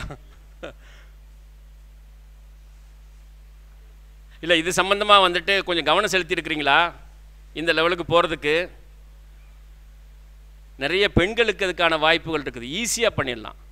ஆண்களை காட்டிலும் ஆண்களுக்கு வேறு பொறுப்புகள் ஜாஸ்தியாக இருக்குது, பெண்களுக்கு வந்துட்டு இந்த பாதை இலகுவானது, ஈஸியானது. நிறைய நம்ம பிள்ளைங்க வந்துட்டு அதுக்கான படிச்சுட்டு க்ரெசன்ட்லேயே நிறைய முஸ்லீம் பெண்கள் இருக்கிறாங்க, நிறைய லா யூனிவர்சிட்டியில் இருக்கிறாங்க, ஒர்க் பண்ணிகிட்டு இருக்கிறாங்க. இது வந்து கவர்மெண்ட்டினுடைய. இது ப்ரைவேட்டில் வந்துட்டு இன்னும் அந்த ஓபி ஜிண்டால் பற்றி சொன்னாங்க பாருங்கள். ஓபி ஜிண்டால் அவங்களுடைய பே ஸ்கேல் எல்லாத்தையுமே அவங்க வெப்சைட்லேயே போட்டிருக்கிறாங்க, நீங்கள் போய் பார்த்தீங்கன்னா தெரியும். இந்தியாவில் ஒரு மாஸ்டர் டிகிரி முடித்தவங்களுக்கும் யூரோப்பில் மாஸ்டர் டிகிரி முடித்தவங்களுக்கும் பே ஸ்கேலில் என்ன வேறுபாடு அப்படிங்கிறத கொடுத்துருக்குறாங்க, அதை நீங்கள் பார்க்கலாம். சரி, இதை தாண்டி யூரோப்பியன் யூனிவர்சிட்டிக்கு போகிறோம். யூரோப்பில் இருக்கக்கூடிய ஒரு யூனிவர்சிட்டியில் மாஸ்டர் டிகிரி பிஹெச்டி பிடிஎஃப் பண்ணுறோம். அப்படி பண்ணுறதுக்கு என்ன தேவை, பண்ணுனா என்ன நமக்கு கிடைக்கும், நம்முடைய நிலை எப்படி இருக்கும் அப்படிங்கிறது பாருங்கள். முதலாவது அண்டர் கிராஜுவேஷன் முடிச்சிட்டோம். இந்த என்ட்ரி லெவலில் இருக்கக்கூடிய மாஸ்டர் டிகிரி பண்ணுறதா இருந்துச்சுன்னா நிறைய பணம் தேவை. அதுக்கப்புறம் ரூட்டு கிளியர் ஆகிடும். இதுக்கெல்லாம் ரூட்டு உங்களுக்கு பணம் வர ஆரம்பிச்சிடும். இதுக்கு பணம் நீங்கள் கொடுக்கணும். இதுதான் வித்தியாசம். அந்த ஸ்டார்டிங் ட்ரபிள் இருக்குது. கேட்டை ஓப்பன் பண்ணுறதுக்கு நிறைய பணம் தேவைப்படும். சரி, இது சம்மந்தமாக குறைவான பணத்தில் எப்படி நம்ம படிக்கலாம்னு சொல்லி எனக்கு அப்புறம் வந்துட்டு அவங்க கிளாஸ் நடத்த இருக்கிறாங்க. அது உங்களுக்கு காட்டி எந்தெந்த யூனிவர்சிட்டியில் வந்து நம்ம அட்வொகேட் தௌஃபீக் வந்துட்டு கிளாஸ் சொல்லுவாங்கல்ல. அவள் என்னென்னா மாஸ்டர் டிகிரி பண்ணுறதுல கொஞ்சம் பொருளாதார தேவை இருக்குது. ஆனால் நிறைய ஸ்காலர்ஷிப் இருக்குது. அகாடமிக் எக்ஸலன்ஸ் 80% சிஜிபி 80 பாயிண்ட் இருந்துச்சுன்னா 80%க்கு மேலே இருந்துச்சுன்னா ஸ்காலர்ஷிப் நிறையா இருக்குது. சரியா? அதுக்கு குறைவாக இருக்கிறவங்களுக்கு கொஞ்சம் பொருளாதாரம் தேவை. சரி, பொருளாதார வசதி உள்ளவங்களாவது அந்த வாய்ப்புகளை பயன்படுத்திக்கணும் அப்படிங்கிறது தான் கருத்து. பாருங்கள், இன்டர்நேஷ்னல் லா மாஸ்டர் டிகிரியில் நான் சொல்லக்கூடிய இந்த 4-5 படிப்புகளும் உங்களை சர்வதேச அறிஞர்களாகவும் சட்ட வல்லுநர்களாகவும் தலைவர்களாகவும் மாற்றிடும். ஒரு 4-5 பாயிண்ட் சொல்கிறேன், 4-5 டிவிஷன் சொல்கிறேன். இன்டர்நேஷ்னல் லா, global governance, international arbitration, public policy, jurisprudence. First இயரில் போய் சேர்ந்த உடனேயும் அல்லது 3 இயர்ஸ் கோர்ஸில் சேர்ந்த உடனேயும் எந்த கிளாஸ் ரொம்ப ஹார்டான கிளாஸ்ன்னு பார்த்தா ஜூரிஸ்ப்ரூடன்ஸ் தான் எல்லோரும் சொல்லுவாங்க. பயங்கர டஃப்பாக இருக்குது சார், அவனுக்கு ஒன்றும் புரிய மாட்டேங்குது. புரியாது. ஏன் புரியாது? வரலாறு படிக்கலை. வரலாறு படிச்சிருந்தால் இது ஈஸியாக புரிஞ்சிடும். வேறு ஒன்றும் கிடையாது. ஜூரிஸ்ப்ரூடன்ஸ் ஹிஸ்ட்ரி படிச்சிருந்தீங்கன்னா அந்த ஹிஸ்ட்ரிக்குள்ளே சோஷியாலஜி இருக்குது, ஆந்த்ரோபாலஜி இருக்குது, எல்லாமே இருக்குது. ஈஸியாக இதை வந்து நீங்கள் புரிஞ்சிக்க முடியும். ஜூரிஸ்ப்ரூடன்ஸில் யார் பிஹெச்டி முடிக்கிறாங்களோ அவன் அசைக்க முடியாத ஆள். அதாவது பட்டுக்கம்பளம் விரிக்கப்படும் சொல்லுவாங்க, வீட்டை தேடி எல்லா வாய்ப்புகளும் ஓடியாரும் ஜூரிஸ்ப்ரூடன்ஸில். அதை ஈஸியாக படிக்கிறதுக்கு என்ன வழி? ஹிஸ்ட்ரி படிக்கிறது, இன்டர்நேஷ்னல் ஹிஸ்ட்ரி, வேர்ல்டு ஹிஸ்ட்ரி படிக்கிறது, இந்தியன் ஹிஸ்ட்ரி படிக்கிறது, முடிஞ்சு போச்சு. ஈஸியாக வந்துட்டு அதை ஹேண்டில் பண்ணலாம். மக்களுக்கான சட்டங்கள், அந்த சட்டங்களினுடைய தத்துவம் என்ன, எதிலிருந்து சட்டங்கள் எடுக்கப்படுது, எவையெல்லாம் சட்டமாகுவதற்கான வழிமுறை, இதுதான் ஜூரிஸ்ப்ரூடன்ஸ், வேறு ஒன்றும் கிடையாது. அப்போ மக்களே படிச்சிட்டோம் அப்படின்னு சொன்னால் அவங்களுடைய கஸ்டம்ஸ் என்ன, அவங்களுடைய ட்ரெடிஷன் என்ன, இதெல்லாம் படிச்சிட்டோம், ஃபிலாசபி என்ன, இதெல்லாம் படிச்சிட்டோம்னா இது ஈஸியாக போயிடும். அந்த வரலாற்று ஞானம் இல்லாததுனால ஜூரிஸ்ப்ரூடன்ஸ் வந்து நமக்கு சிரமமாக இருக்குது. ஆனால் ஜூரிஸ்ப்ரூடன்ஸில் பிஹெச்டி பண்ணுறவன் அசைக்க முடியாத அறிஞனாக, சந்ததி மாறி போயிடும். நல்லா கவனிங்க, இப்போ நான் சொல்கிறது எல்லாமே நீங்கள் சட்டம் படிச்சிருக்கிறீங்க, நீங்கள் சட்டம் படித்த உங்களுடைய பிள்ளைகளுக்கானது. ஆமாம், உங்களுக்கானது மட்டுமல்ல, உங்கள் பிள்ளைகள் தான் எங்களுடைய டார்கெட். அந்த பிள்ளைகளை நீங்கள் வந்து இங்கே சொல்கிற மாதிரி சரியான முறையில் நிச்சயம் உருவாக்கிடுவீங்க. உங்களால் எல்லாருனாலையும் முடியுதோ இல்லையோ உங்கள் பிள்ளைகளை நீங்கள் உருவாக்கிடுவீங்க. அந்த பிள்ளைகள் ஒரு நாளும் உங்கள் தந்தை செஞ்ச தொழிலுக்கு வராது. உங்கள் தந்தை வந்துட்டு கடை வச்சிருக்கலாம், வியாபாரம் பண்ணியிருக்கலாம், வெளிநாடு போக்குவரத்தில் இருந்திருக்கலாம், யாரும் அதுக்கு வரவே வராது. அது தன்னை எப்படி தயார்படுத்திக்கும்? இந்த உலகத்துக்கான அறிவை கொடுக்கக்கூடியவர்களாக தயார்படுத்திக்கும். சந்ததி மாறி போயிடும். இந்த சொல்லக்கூடிய ரூட்டில் நீங்கள் வந்தீங்கன்னா உங்களுடைய ஜெனரேஷனே மாறி போயிடும். மறுபடியும் உங்களுடைய தந்தையினுடைய தொழிலுக்கு போகாது. உலகம் ஓப்பன் ஆகிடும். இதில் நீங்கள் மாஸ்டர் டிகிரி பண்ணிங்கன்னு வச்சுங்க, இந்த கேட் ஓப்பன் ஆகிடும். இன்டர்நேஷ்னல் ஆர்கனைசேஷன் இருக்குது பாருங்கள், இவன் தான் உலகம். இன்றைய உலகம் வேறு யாரும் கிடையாது. 1950க்கு முன்னால் வேறு உலகம், 50க்கு இரண்டாம் உலகப் போருக்கு பின்னால் இவர்கள் தான் உலகம். இவர்கள் இல்லாமல் இந்த உலகத்தில் ஒரு இன்ச்சு கூட ஒன்று நகராது, அசையாது. எல்லாவற்றையும் முடிவு செய்கிறது யாருன்னா இவர் தான். இந்த ஆர்கனைசேஷன், இன்டர்நேஷ்னல் இவங்க எல்லாத்துக்குமான வாயில்களும் இது திறந்துடும். ஒரு master degree in international law, global governance, international arbitration, public policy, jurisprudence எல்லாத்தையும் ஓப்பன் பண்ணி விட்டுரும்.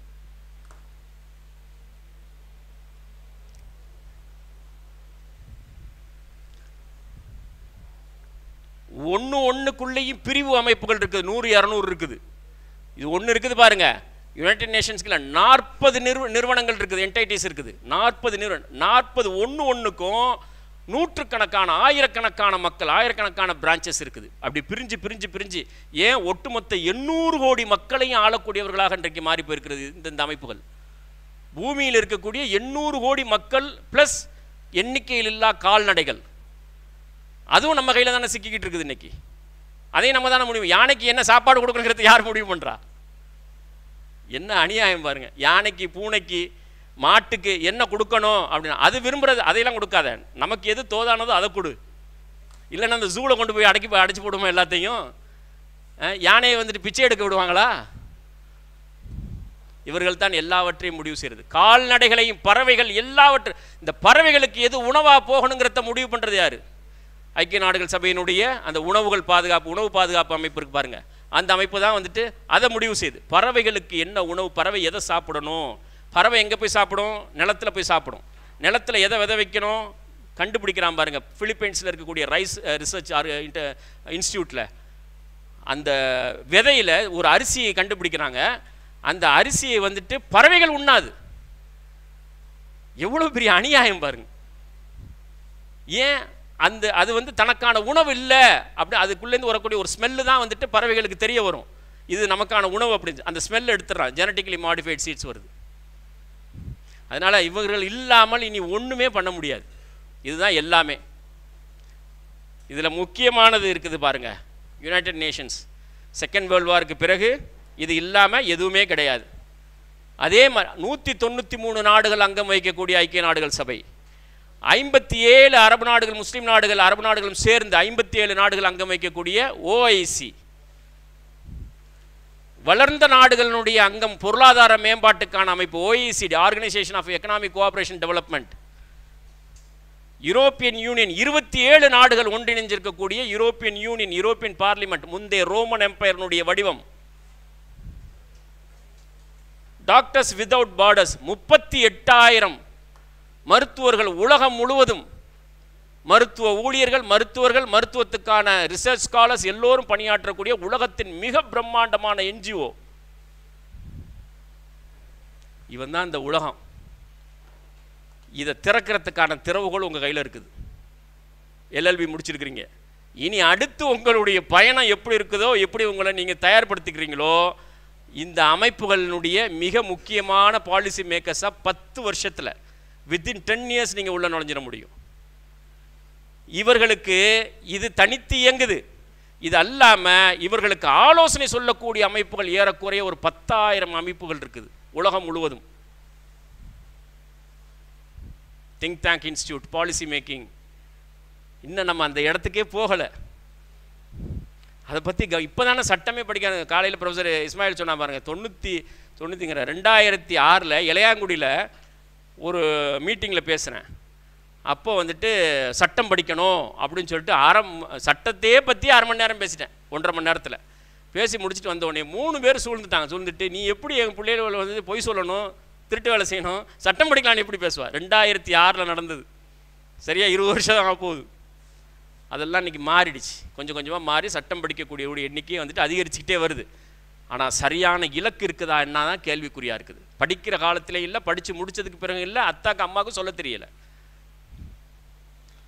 இந்த இடத்துக்கு நம்ம இன்னும் கவனிக்கவே இல்லை. நம்ம இன்னும் வந்துட்டு ஹைகோர்ட்டு, டிஸ்ட்ரிக்ட் கோர்ட்டு, அந்த ஃபஸ்ட்டுக்கு போட்ட கார்டு இருக்குது பாருங்கள், அதுக்குள்ளேயே தான் சுற்றிக்கிட்டு இருக்கிறோம். இது என்னது பாருங்கள், உலகத்தில் ஏறக்குறைய அறியப்பட்ட பதிவு செய்யப்பட்டது 9,000, 7,000 அமைப்புகள் இருக்குது. அது எல்லாமே நிறையா இருக்குது, ரிஜிஸ்டர் ஆகாது. இதெல்லாம் தான் வந்து திங்க் டேங்க்ஸ் குளோபலி, ஆராய்ச்சி நிறுவனங்கள், ஆய்வு நிறுவனங்கள், ரிசர்ச் இன்ஸ்டியூட். இது எல்லாமே அதெல்லாம் அமெரிக்காவில் தான். ஏன்னா உலகத்தையே ஆள்றான் அப்படின்னா அப்போ உலகம் முழுவதும் அவனுக்கான ஆட்கள் இருந்தால் தானே உலகத்தை ஆள முடியும். அமெரிக்காவில், சைனாவில், யூகேயில் நெக்ஸ்ட் இயர் வரும் 280 இன்ஸ்டியூட் இருக்குது. அதில் பெருவாரியான நிறுவனங்கள் RSS BJPக்கு சொந்தமானது, அவங்களுடைய ஐடியாலஜி சார்ந்தது.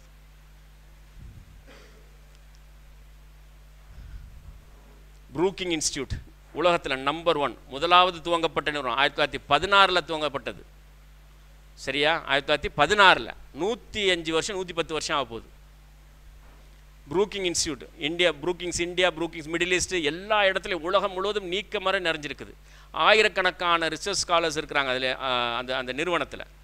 அவங்க தான் இந்த அமெரிக்க அரசுக்கு தேவையான எல்லா பாலிசி டிசைனிங் அவங்க தான், ப்ரூக்கிங் இன்ஸ்டியூட் தான். அதில் மிக முக்கியமான ப்ரூக்கிங்ஸ் இந்தியாவில் மிக முக்கியமான பொறுப்பில் இருக்க யாருக்குன்னா மெட்ராஸ் பொண்ணு ஷமிகா ரவி அப்படின்னு சொல்லி மெட்ராஸ் பொண்ணு தான். ஹார்வர்டில் வந்துட்டு எக்கனாமிக்ஸில் PhD முடித்தவங்க தான் இருக்கிறாங்க. சத்தாம் ஹவுஸ் யூகேயில் இருக்குது. பிரிட்டிஷ் கவர்மெண்ட் எப்படி உலகத்தை ஆணுச்சு, அதுவும் அந்த 1910-16 உருவாக்கப்பட்டது, 20 உருவாக்கப்பட்டது. ரேண்ட் கார்பரேஷன் அமெரிக்காவில் இருக்கக்கூடிய நிறுவனம், 1600 நிறுவனம் இருக்குன்னா பார்த்துங்க அமெரிக்காவில் மட்டுமே.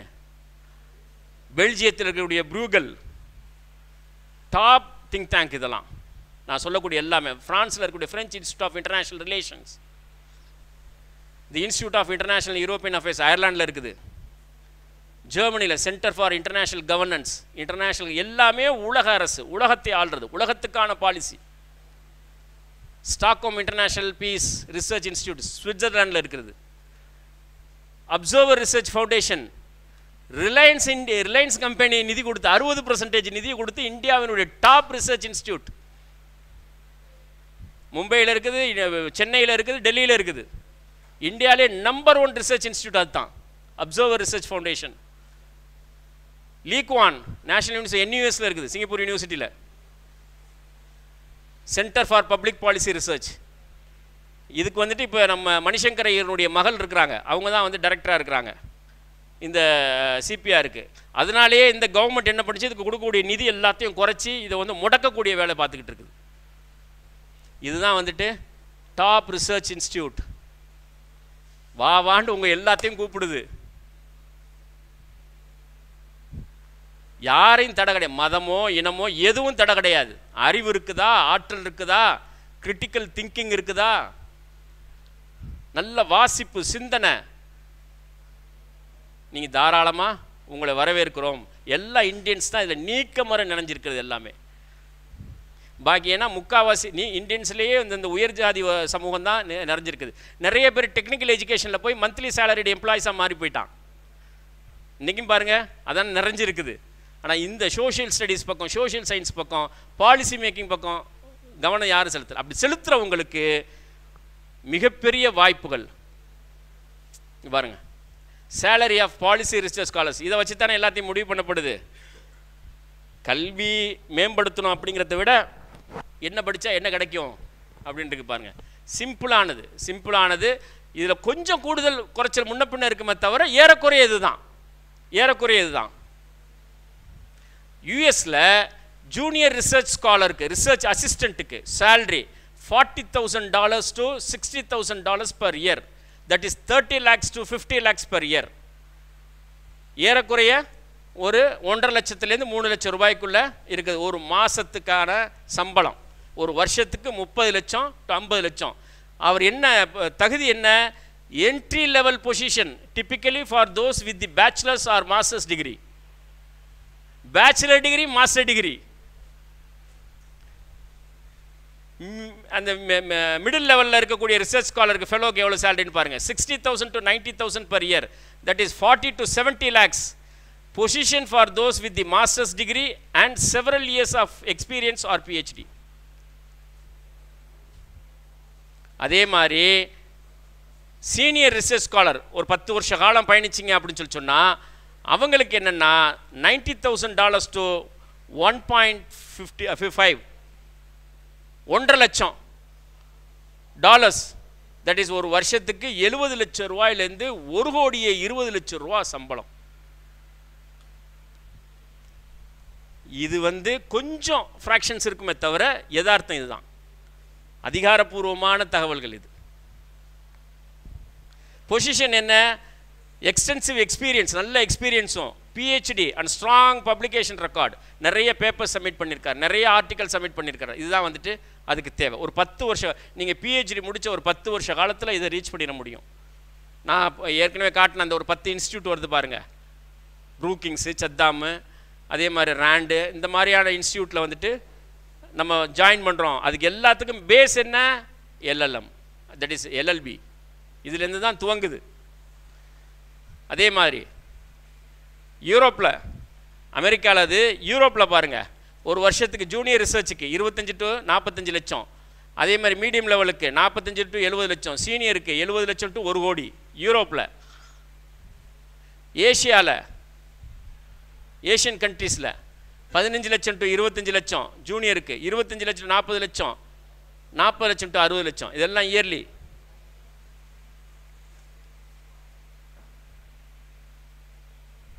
என்ன செய்யணும்? மாஸ்டர் டிகிரி, எல்எல்எம் யூரோப்பில் பண்ணுறது, பிஹெச்டி பண்ணுறது, பிடிஎஃப் பண்ணுறது. இதுக்கு மட்டும்தான் காசு தேவை. இதுக்கெல்லாம் காசு உங்களுக்கு வரும். பிஹெச்டிக்கெல்லாம் ஃபுல்லி பெய்டு.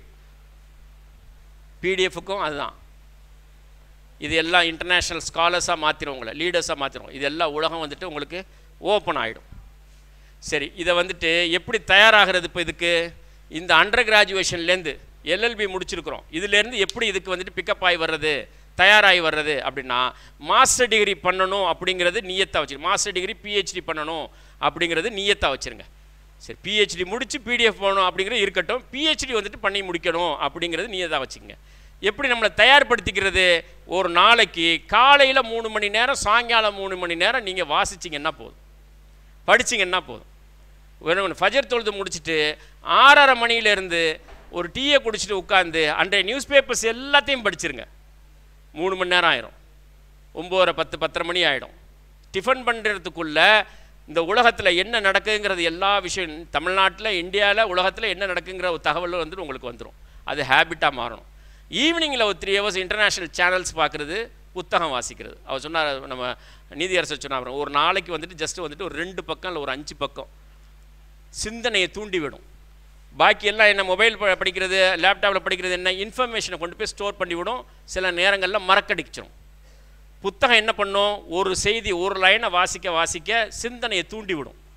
சிந்தனையை தூண்டி விடுது அப்படின்னா தான் நம்ம கூர்ந்து கவனிக்கிறோம், படிக்கிறோம் அப்படிங்கிறது பொருள். அதனால் புத்தகம் தான் வளர்த்தெடுக்கும். என்ன மாதிரி படிக்கணும்? நான் சொன்ன பாருங்க கரண்ட் அஃபேர்ஸ், நான் தான் சொன்னேன் ஒரு நாளைக்கு 6 மணி நேரம், காலையில் 3 மணி நேரம், சாயங்காலம் 3 மணி நேரம் இந்த உலகத்தில் என்ன நடக்குங்கிறத விரல் நுனியில் கொண்டுட்டு வந்துடுறது. அதன் பிறகு மூளை என்ன சொல்லுன்னு தெரியுமா? அந்த செய்தியெலாம் வந்தோடனே இது ஏன் இப்படி நடக்குதுன்னு தேடுறான்னு தள்ளி விடும் நம்மளை. ஒரு விஷயம் நடந்துச்சு, உதாரணத்துக்கு ஒரு ரிசர்வேஷனில் ஒரு பிரச்சனை வருது, இந்தியாவில் 69% ரிசர்வேஷன் வந்துட்டு செல்லாதுன்னு உச்சநீதிமன்றம் சொல்லுதுன்னு வச்சுங்க. இடஒதுக்கீடுன்னா என்ன, அதனுடைய தோற்றம் என்ன, ஏன் இடஒதுக்கீடு, எந்த மக்களுக்கு இடஒதுக்கீடு, சோஷியல் கிளாசிஃபிகேஷன் என்ன, பிசினா யார், ஓபிசினா யார், எம்பிசினா யார், பிசிஎம்னா யார், எஸ்சினா யார், எஸ்டினா யார், டீநோட்டிஃபைடு கம்யூனிட்டிஸ்னா யார், இது எல்லாத்தையும் வாசிக்கிறது. டீநோட்டிஃபைடு கம்யூனிட்டிஸ்னு ஏன் ஒரு குரூப்பை பிரித்தாங்க, கல்லர் சமூகத்தை ஏன் பிரித்தாங்க, அதை வந்துட்டு குற்ற சமூகமாக ஏன் மாற்றினுச்சு பிரிட்டிஷ் கவர்மெண்ட், அதுக்கு பின்னால் என்ன இருக்குன்னா கல்லர் சமூகத்தினுடைய பண்பாடு என்ன, வரலாறு என்ன. அந்த பிரமலை கல்லர்னு சொல்லுவாங்க பாருங்கள், தேனியில் இருக்கிறாங்க பாருங்கள், மதுரைக்கு மேற்க இருக்கக்கூடிய பகுதி உசிலம்பட்டி, அந்த ஆண்டிப்பட்டி, அந்த பகுதியில் இருக்கக்கூடிய பிரமலை கல்லர்கள்னு சொல்லுவாங்க. அப்போ அவங்களுடைய பண்பாடு என்ன, ஏன் இவங்களை வந்து டீநோட்டிஃபைடு கம்யூனிட்டிஸ்ன்னு மாற்றினுச்சு, பிரிட்டிஷ் கவர்மெண்ட் ஏன் கையெழுத்து போட்டு சொல்லிச்சு, அவங்களுக்கும் பிரிட்டிஷ் கவர்மெண்ட்டுக்கு என்ன போர்கள் நடந்துச்சு, எந்தெந்த கிராமங்கள் அழிக்கப்பட்டுச்சு, அவங்களுடைய குலதெய்வம் எது, இதெல்லாம் தான் சோஷியாலஜி, ஆந்த்ரோபாலஜி. ஒரு செய்தி ரிசர்வேஷன் சம்பந்தமான உச்சநீதிமன்றத்தில் வந்து கருத்து மூலத்துக்கு போய் உங்களை தேட வைக்குது பாருங்க. அது வரலாறை படிக்க சொல்லும், புத்தகத்தை படிக்க சொல்லும். கரண்ட் அஃபேர்ஸ் என்ன பண்ணும், உங்களை மூலத்துக்கு போய் தேடி எடுத்துட்டு படிக்க சொல்லும், வாசிக்க சொல்லும். அப்போ ஒரு தமிழ்நாட்டில் இருக்கக்கூடிய ஒரு சமூகங்கள் யார் யார், எஸ்சி சமூகம், பல்லர்னா யார், பறையர்னா யார், சக்கிலியர்னா யார், மூவேந்தர்கள் இருக்கக்கூடிய கல்லர், அகமுடையார், மறவர், கல்லர், மறவர், அகமுடையார், இவங்க 3 பேர் யார், ஏன் மூவேந்தர்களாக இவங்களை மாற்றினாங்க, கல்லருக்கான அடையாளம் என்ன, மறவருக்கான அடையாளம் என்ன, அகமுடையாருக்கான அடையாளம் என்ன, அதிலிருந்து பிரிந்திருக்கக்கூடியவர்களுக்கான அவங்களுக்கான வரலாறு என்ன, பிள்ளைமார்னா யார், சைவ பிள்ளைமார்னா யார், வன்னியர்கள், வடக்கே இருக்கக்கூடிய வன்னியர்கள் யார், சேலத்தில் இருக்கக்கூடிய வன்னிய கவுண்டர்கள் யார், வெள்ளாள கவுண்டர்கள் யார். இதை படிக்காமல் நீதிமன்றத்தில் எந்த வழக்கை அவங்களால கையாள முடியும், என்ன செஞ்சிட முடியும்? இதுதான் கல்வி, அடிப்படையான கல்வி. இந்த புரிதல் இருக்கவன் ஒருத்தனால வந்துட்டு இந்த உலகத்தில் எதையுமே நீதிமன்றத்தில் இடஒதுக்கீடு சம்பந்தமாக தார அவனால் பிரித்து எடுக்க முடியும்.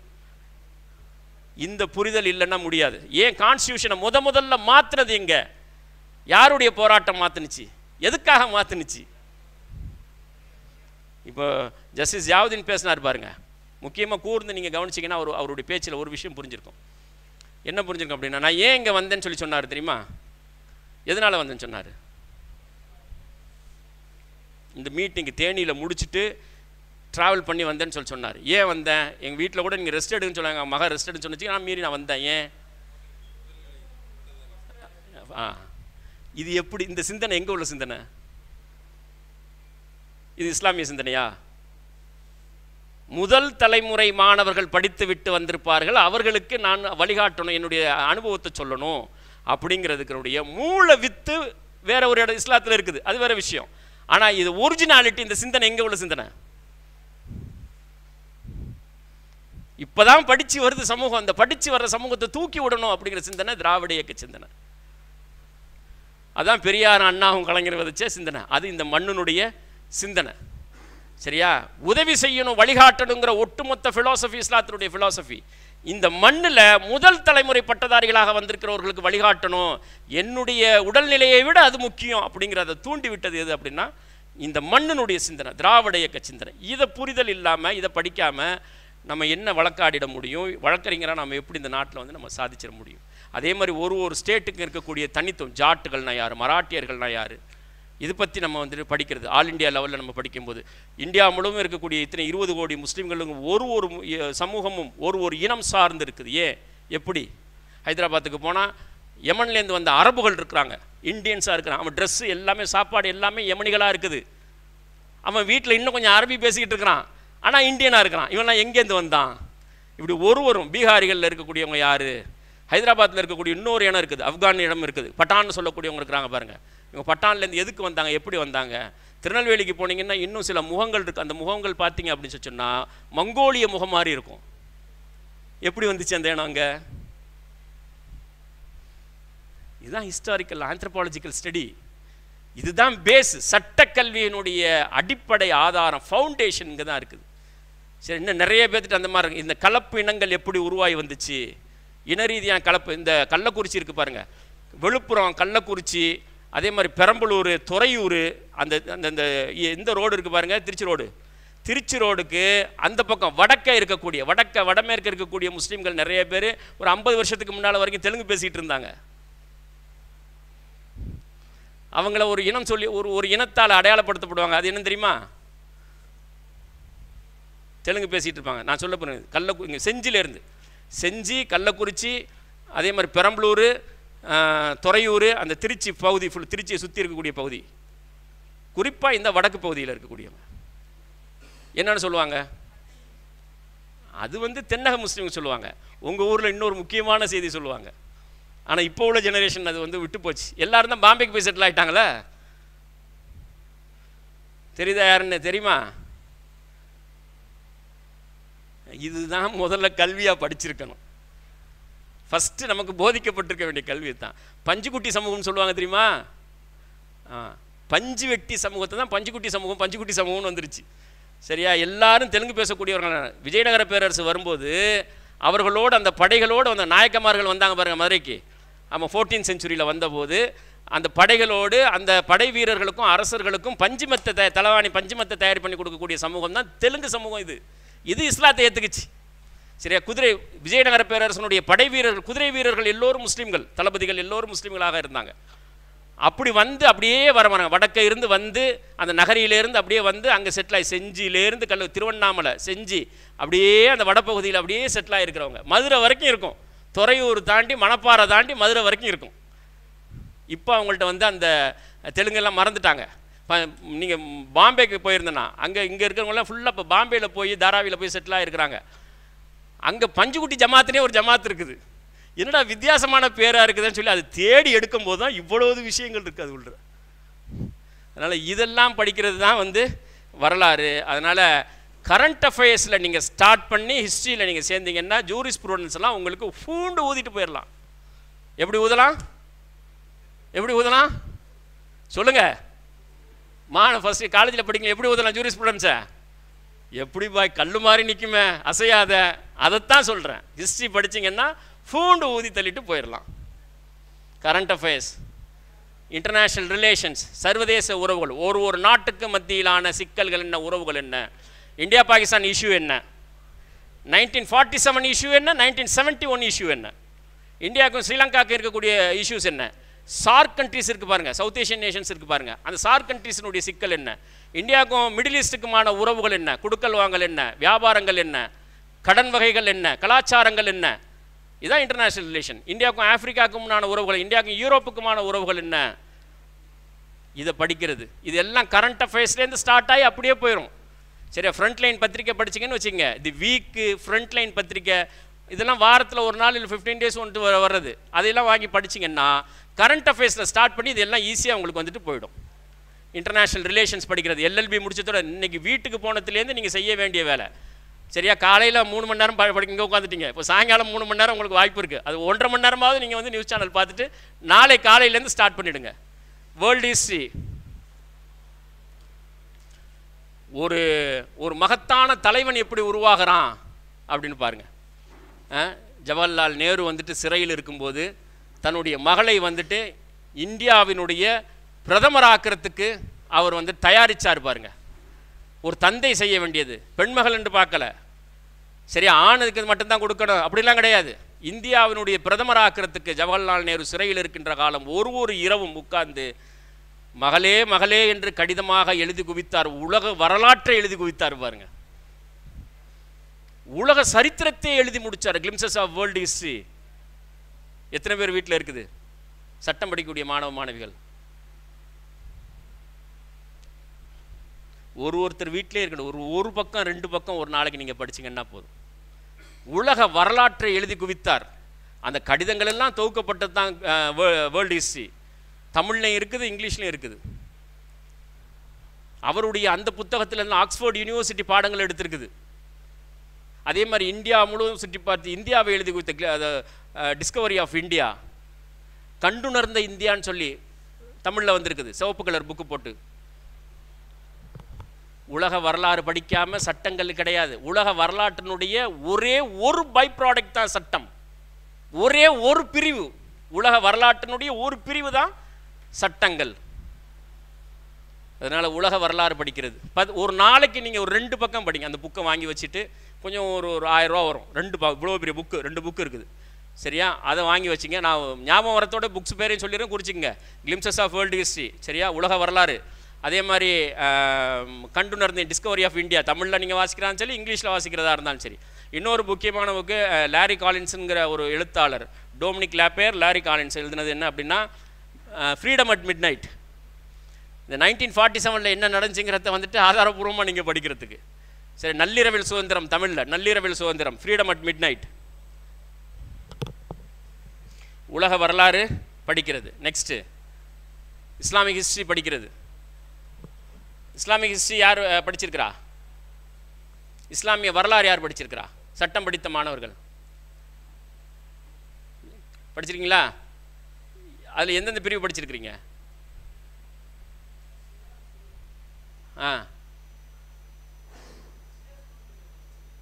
ஷியா, வேற கலிஃபா தான் ஓரளவுக்கு கலிஃபாக்களுடைய வரலாறு. அதன் பிறகு என்ன நடந்துச்சு? கலிஃபாக்களுடைய வரலாறு காலம் ரொம்ப சொற்ப காலம் சரியா, ஒரு 33 வருஷம்தான். குலஃபாய் ராஷிதீன் சொல்லக்கூடிய 4 கலிஃபாக்களுடைய காலம். அபூபக்கர் சித்திக் ரலியல்லாஹு அன்ஹு காலம் 2 வருஷ காலம், உமர் ரலியல்லாஹு அன்ஹு காலம் 10 வருஷ காலம், உஸ்மான் ரலியல்லாஹு அன்ஹு காலம் 13 வருஷ காலம், அலி ரலியல்லாஹு அன்ஹு காலம் 5 வருஷ காலம் சரியா. 2 + 10 12 + 13 25, அது ஒரு 5 30, ஏறக்குறைய அரபு கணக்குப்படி பார்த்தா 31 வருஷம். That's all. அதுதான் குலஃபாய் ராஷிதீன்களுடைய காலம். அதுக்கு பிறகு இந்த பூமியில் என்ன நடந்துச்சு? முஸ்லீம்கள் எங்கே போனாங்க, என்ன பண்ணாங்க? அதுதான் இன்றைய சர்வதேச சட்டத்தினுடைய மூலாதாரம். இன்றைக்கு இருக்கக்கூடிய இஷ்யூஸ் இருக்குது பாருங்கள், அது வந்துட்டு இஸ்ரேல் பிரச்சனையாக இருக்கட்டும், மத்திய கிழக்கு பிரச்சனையாக இருக்கட்டும், வெஸ்டர்ன் கண்ட்ரீஸினுடைய பாலிசிஸ் எல்லாமே இஸ்லாமிய வரலாற்று நிகழ்வுகளின் அடிப்படையில் தான் முடிவு செய்யப்படுது. இஸ்லாமிய வரலாற்றில் நடந்த சம்பவங்களுடைய தொடர்ச்சி தான் இன்றைக்கும் அமெரிக்கன் கவர்மெண்ட்டினுடைய பாலிசியாக இருக்கட்டும், ஃபாரின் பாலிசி எதுவாக இருக்கட்டும், அதனுடைய தொடர்ச்சியாகத்தான் வந்துட்டு நடக்கக்கூடிய சம்பவங்கள் தான். அதனால தான் இன்றைக்கும் வந்துட்டு ரொம்ப முக்கியமான ஒரு சம்பவத்தில் அதிகமான மக்கள் பிஹெச்டி பண்ணிட்டு இருக்கிறாங்க பாருங்கள்.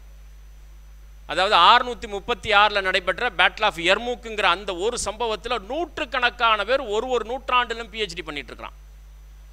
எப்படி வந்து ரோமன் எம்பையர், பிசாண்டியன் எம்பையர் தோத்துச்சு, இந்த ஒன்றுமே இல்லாத பஞ்ச பரதேசிகள்கிட்ட எப்படி நம்ம தோத்தோம், ஒருவேளை சோத்துக்கு வழி இல்லாத 30,000 பேர் வந்து 2 லட்சம் வீரர்களை எப்படி வீழ்த்தினார்கள், ஹாலித் பின் வலீத் எப்படி அந்த படையை வழிநடத்தினார், அபூ உபைதா எப்படி அதற்கு ஒத்துழைப்பாக நின்றார், இவர்கள் போர்க்களங்களிலே பாடிய பாடல்கள் என்ன, எப்படி அந்த போர் வீரர்களை இவர்கள் ஆன்மீக ரீதியாக உளவியல் ரீதியாக முறைப்படுத்தினார்கள், தரப்படுத்தினார்கள், இது எல்லாத்தையும் படிச்சுட்டு இருக்கிறான்.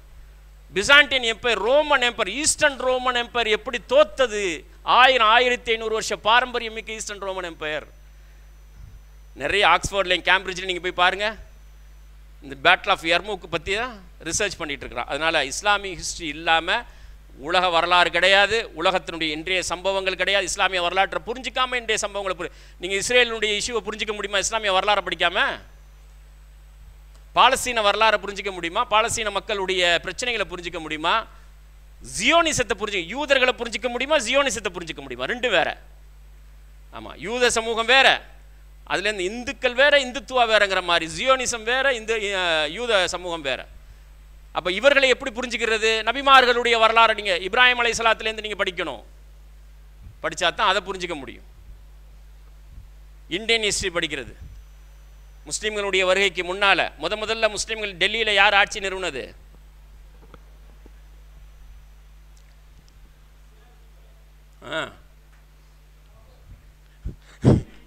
வாயில் வந்தது அப்படியே சொல்ல வேண்டியதுதான்.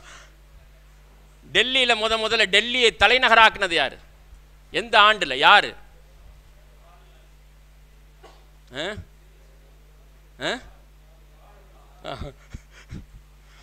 டெல்லியை தலைநகராக்குனது யார்?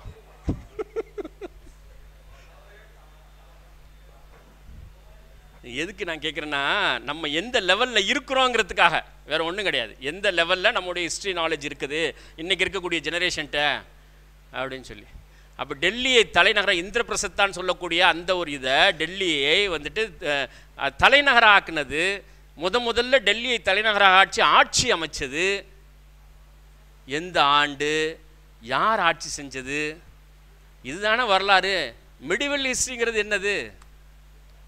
நானும் போய் பார்த்தேன். 3 வருஷம் சிலபஸ், 5 வருஷம் சிலபஸ், கவர்மெண்ட் காலேஜ், அம்பேத்கர் லா யூனிவர்சிட்டி, டீம்டு யூனிவர்சிட்டி, எங்கேயுமே வரலாறு இல்லை, எதுலேயுமே வரலாறு இல்லை. வரலாறு இல்லாமல் என்ன சட்டம்? மக்களுக்குடைய இந்தியாவினுடைய வரலாறே போதிக்கப்படாமல் என்ன சட்டம்? நிறைய யூனிவர்சிட்டியில் அதை எடுத்துக்கிட்டு இருக்கிறாங்க இப்போ பாடத்தை. இந்த என்சிஆர்டி அது சுத்தமாக மாற்றிக்கிட்டு இருக்கிறாங்க ஃபுல்லாக. இப்போ அதனால் இந்தியன் ஹிஸ்ட்ரி படிக்கிறது, தட் இஸ் 12th செஞ்சுரிக்கு முன்னால் யார் இருந்தது, 12th செஞ்சுரியில் யார் ஆட்சி அமைச்சது, அது மிடிவல் ஹிஸ்ட்ரி என்ன, அதே மாதிரி ஈஸ்ட் இந்தியா கம்பெனியினுடைய வரலாறு என்ன, அது எப்படி வந்துட்டு பிரிட்டிஷ் கவர்மெண்ட்டுக்கு டைரெக்டாக போணுச்சு, 1857 என்ன, 1757 என்ன, இது எல்லாத்தையும் படிக்கிறது கட்டாயம். அது இல்லாமல் கிடையாது. இதெல்லாம் கான்ஸ்டியூஷன் உருவாகிறதுக்கு காரணமாக இருந்தது. இந்த வரலாற்று நிகழ்வுகளினுடைய வெளிப்பாடு தான் இந்தியன் கான்ஸ்டியூஷன். அதனுடைய பிரதிபலிப்பு எல்லாத்துலையும் இந்தியன் கான்ஸ்டியூஷனில் இருக்கும். கான்ஸ்டியூஷனை படிச்சுட்டேன், அதனுடைய மூல வேர்கள் எனக்கு தெரியாது அப்படின்னு சொன்னால் புரிதலே இருக்காது. நிறைய நீங்கள் வந்து கபில் சிபிலினுடைய விவாதங்கள் இப்போ யூடியூப்பில் நிறையா வருது இல்லையா, அதை வந்து நீங்கள் குறிப்பாக வந்து நம்ம அலிகர் முஸ்லீம் யூனிவர்சிட்டிக்கான அந்த அவருக்கும் நம்ம சீஃப் ஜஸ்டிஸுக்கு நடந்திருக்கக்கூடிய அந்த இதை பாருங்கள், விவாதங்களை பாருங்கள், வாதங்கள், அது வந்து யூடியூப்பில் இருக்குது, எக்ஸலண்ட்டாக இருக்கும். வரலாற்று புரிதல் இல்லாத ஒருவரால் இப்படி பேச முடியாது. மைனாரிட்டிங்கிறதுக்கு என்ன டெஃபினிஷன் கொடுக்குறாரு பாருங்கள் கபில் சிபல். மைனாரிட்டி சிறுபான்மைன்னா யார் அப்படின்னு கொடுத்துருக்கிறாரு பாருங்கள். அதை நீங்கள் அடிக்கடி பாருங்கள். அதனால் இந்தியன் ஹிஸ்ட்ரியை படிக்கிறது, எக்கனாமிக்ஸ் இன்றைய பொருளாதாரம் படிக்கிறது, பொருளாதாரத்தால் தான் இந்த உலகம் வழிநடத்தப்படுது, இயங்குது. இன்றைக்கு இருக்கக்கூடிய முதலாளித்துவ உலகம். பொலிட்டிக்கல் சயின்ஸ் படிக்கிறது, அரசியல் அறிவியல் படிக்கிறது, அதில் எல்லாமே வரும். இந்த வெஸ்ட்மினிஸ்டர் சிஸ்டம்னு சொல்லக்கூடிய இந்த பார்லிமெண்டேரியன் சிஸ்டம் வரும். அதுக்கு முன்னால் இருக்கணும். அதே மாதிரி எலெக்ஷன், என்னென்ன மாதிரியான எலெக்ஷன் இருக்குது அப்படிங்கிறது எல்லாமே பொலிட்டிக்கல் சயின்ஸில். சோஷியாலஜி, சமூகவியல், சமூகங்களை பற்றி படிக்கிறது. இது எல்லாம் தான் அடிப்படை. இன்டர்நேஷ்னல் லா மாஸ்டர் டிகிரி பண்ணுறதுக்கு இது எல்லாத்துலேயும் வந்துட்டு நமக்கு ஓரளவுக்கான ஞானம் இருக்கும்போது தான் சஸ்டெயின் பண்ண முடியும். அங்கே போய் 1 வருஷம் சஸ்டெயின் பண்ண முடியும். சரியா? யூரோப்பில் வந்துட்டு 1 வருஷம் தான் மாஸ்டர் டிகிரி, இந்தியாவில் 2 வருஷம். ஆனால் இது எல்லாத்துக்கும் இதில் புரிதல் இருக்கணும். இது ஈஸியாக வந்துடும். நாளைக்கு காலையிலேருந்து நான் சொன்ன மாதிரி காலையில் 3 மணி நேரம், சாயங்காலம் 3 மணி நேரம் நியூஸ் பேப்பர் படிக்கிறது, பிறகு புத்தகம் ஒரு நாளைக்கு 5 பக்கம் படித்தோம் அப்படின்னு சொல்லிச்சோம். ஈஸியாக வந்து இது எல்லாமே உங்களுக்கு ஒரு வருஷ காலத்திலேயே ஓரளவுக்கு இதில் எல்லாத்துலேயுமே புரிதல் வந்துடும். ஃபைனலாக வே டு சக்ஸஸ் என்ன?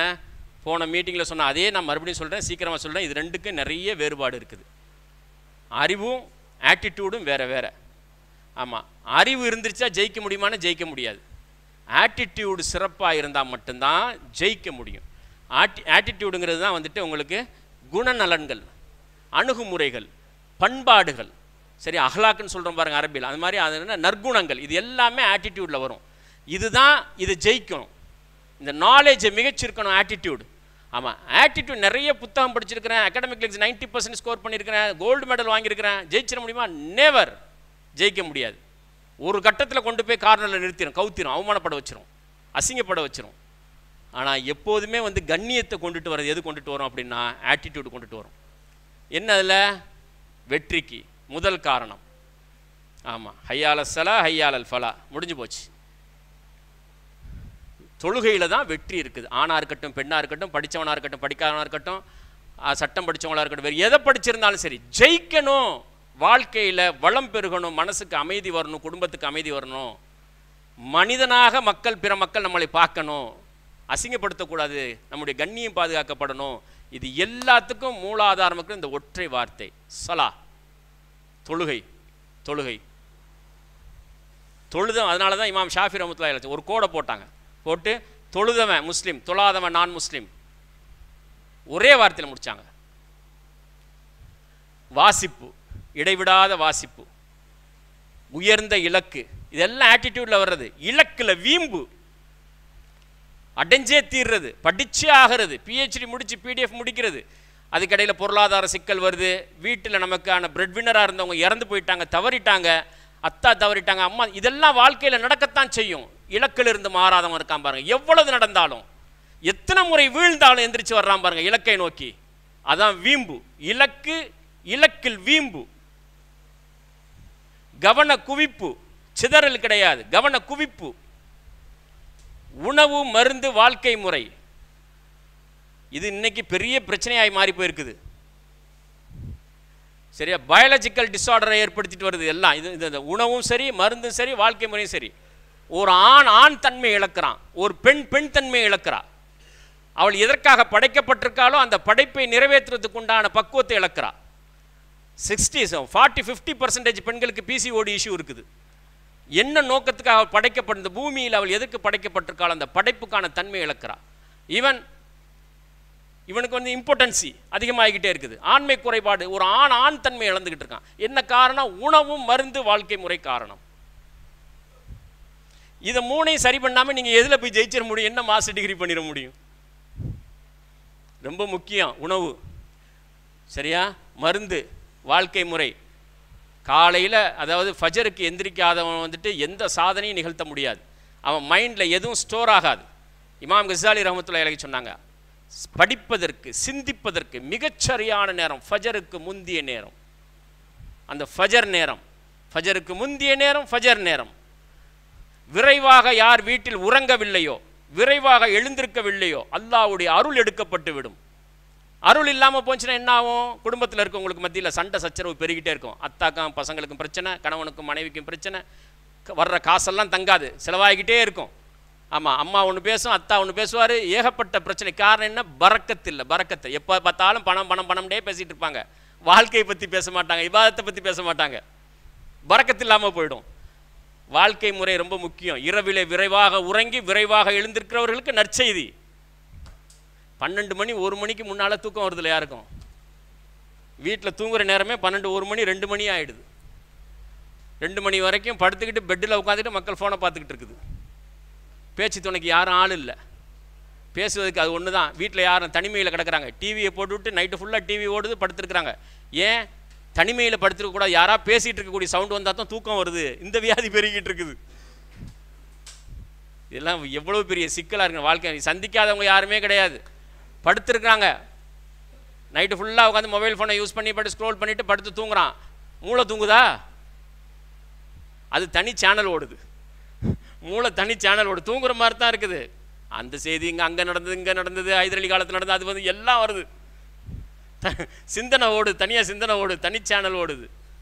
தூக்கம் வருதில்லை. அதிகமாக பாதிக்கப்பட்டிருக்கிறவர்கள் பெண்கள் தூங்காமல், தூக்க மாத்திரை போட்டும் தூக்கம் வர்றதில்லை.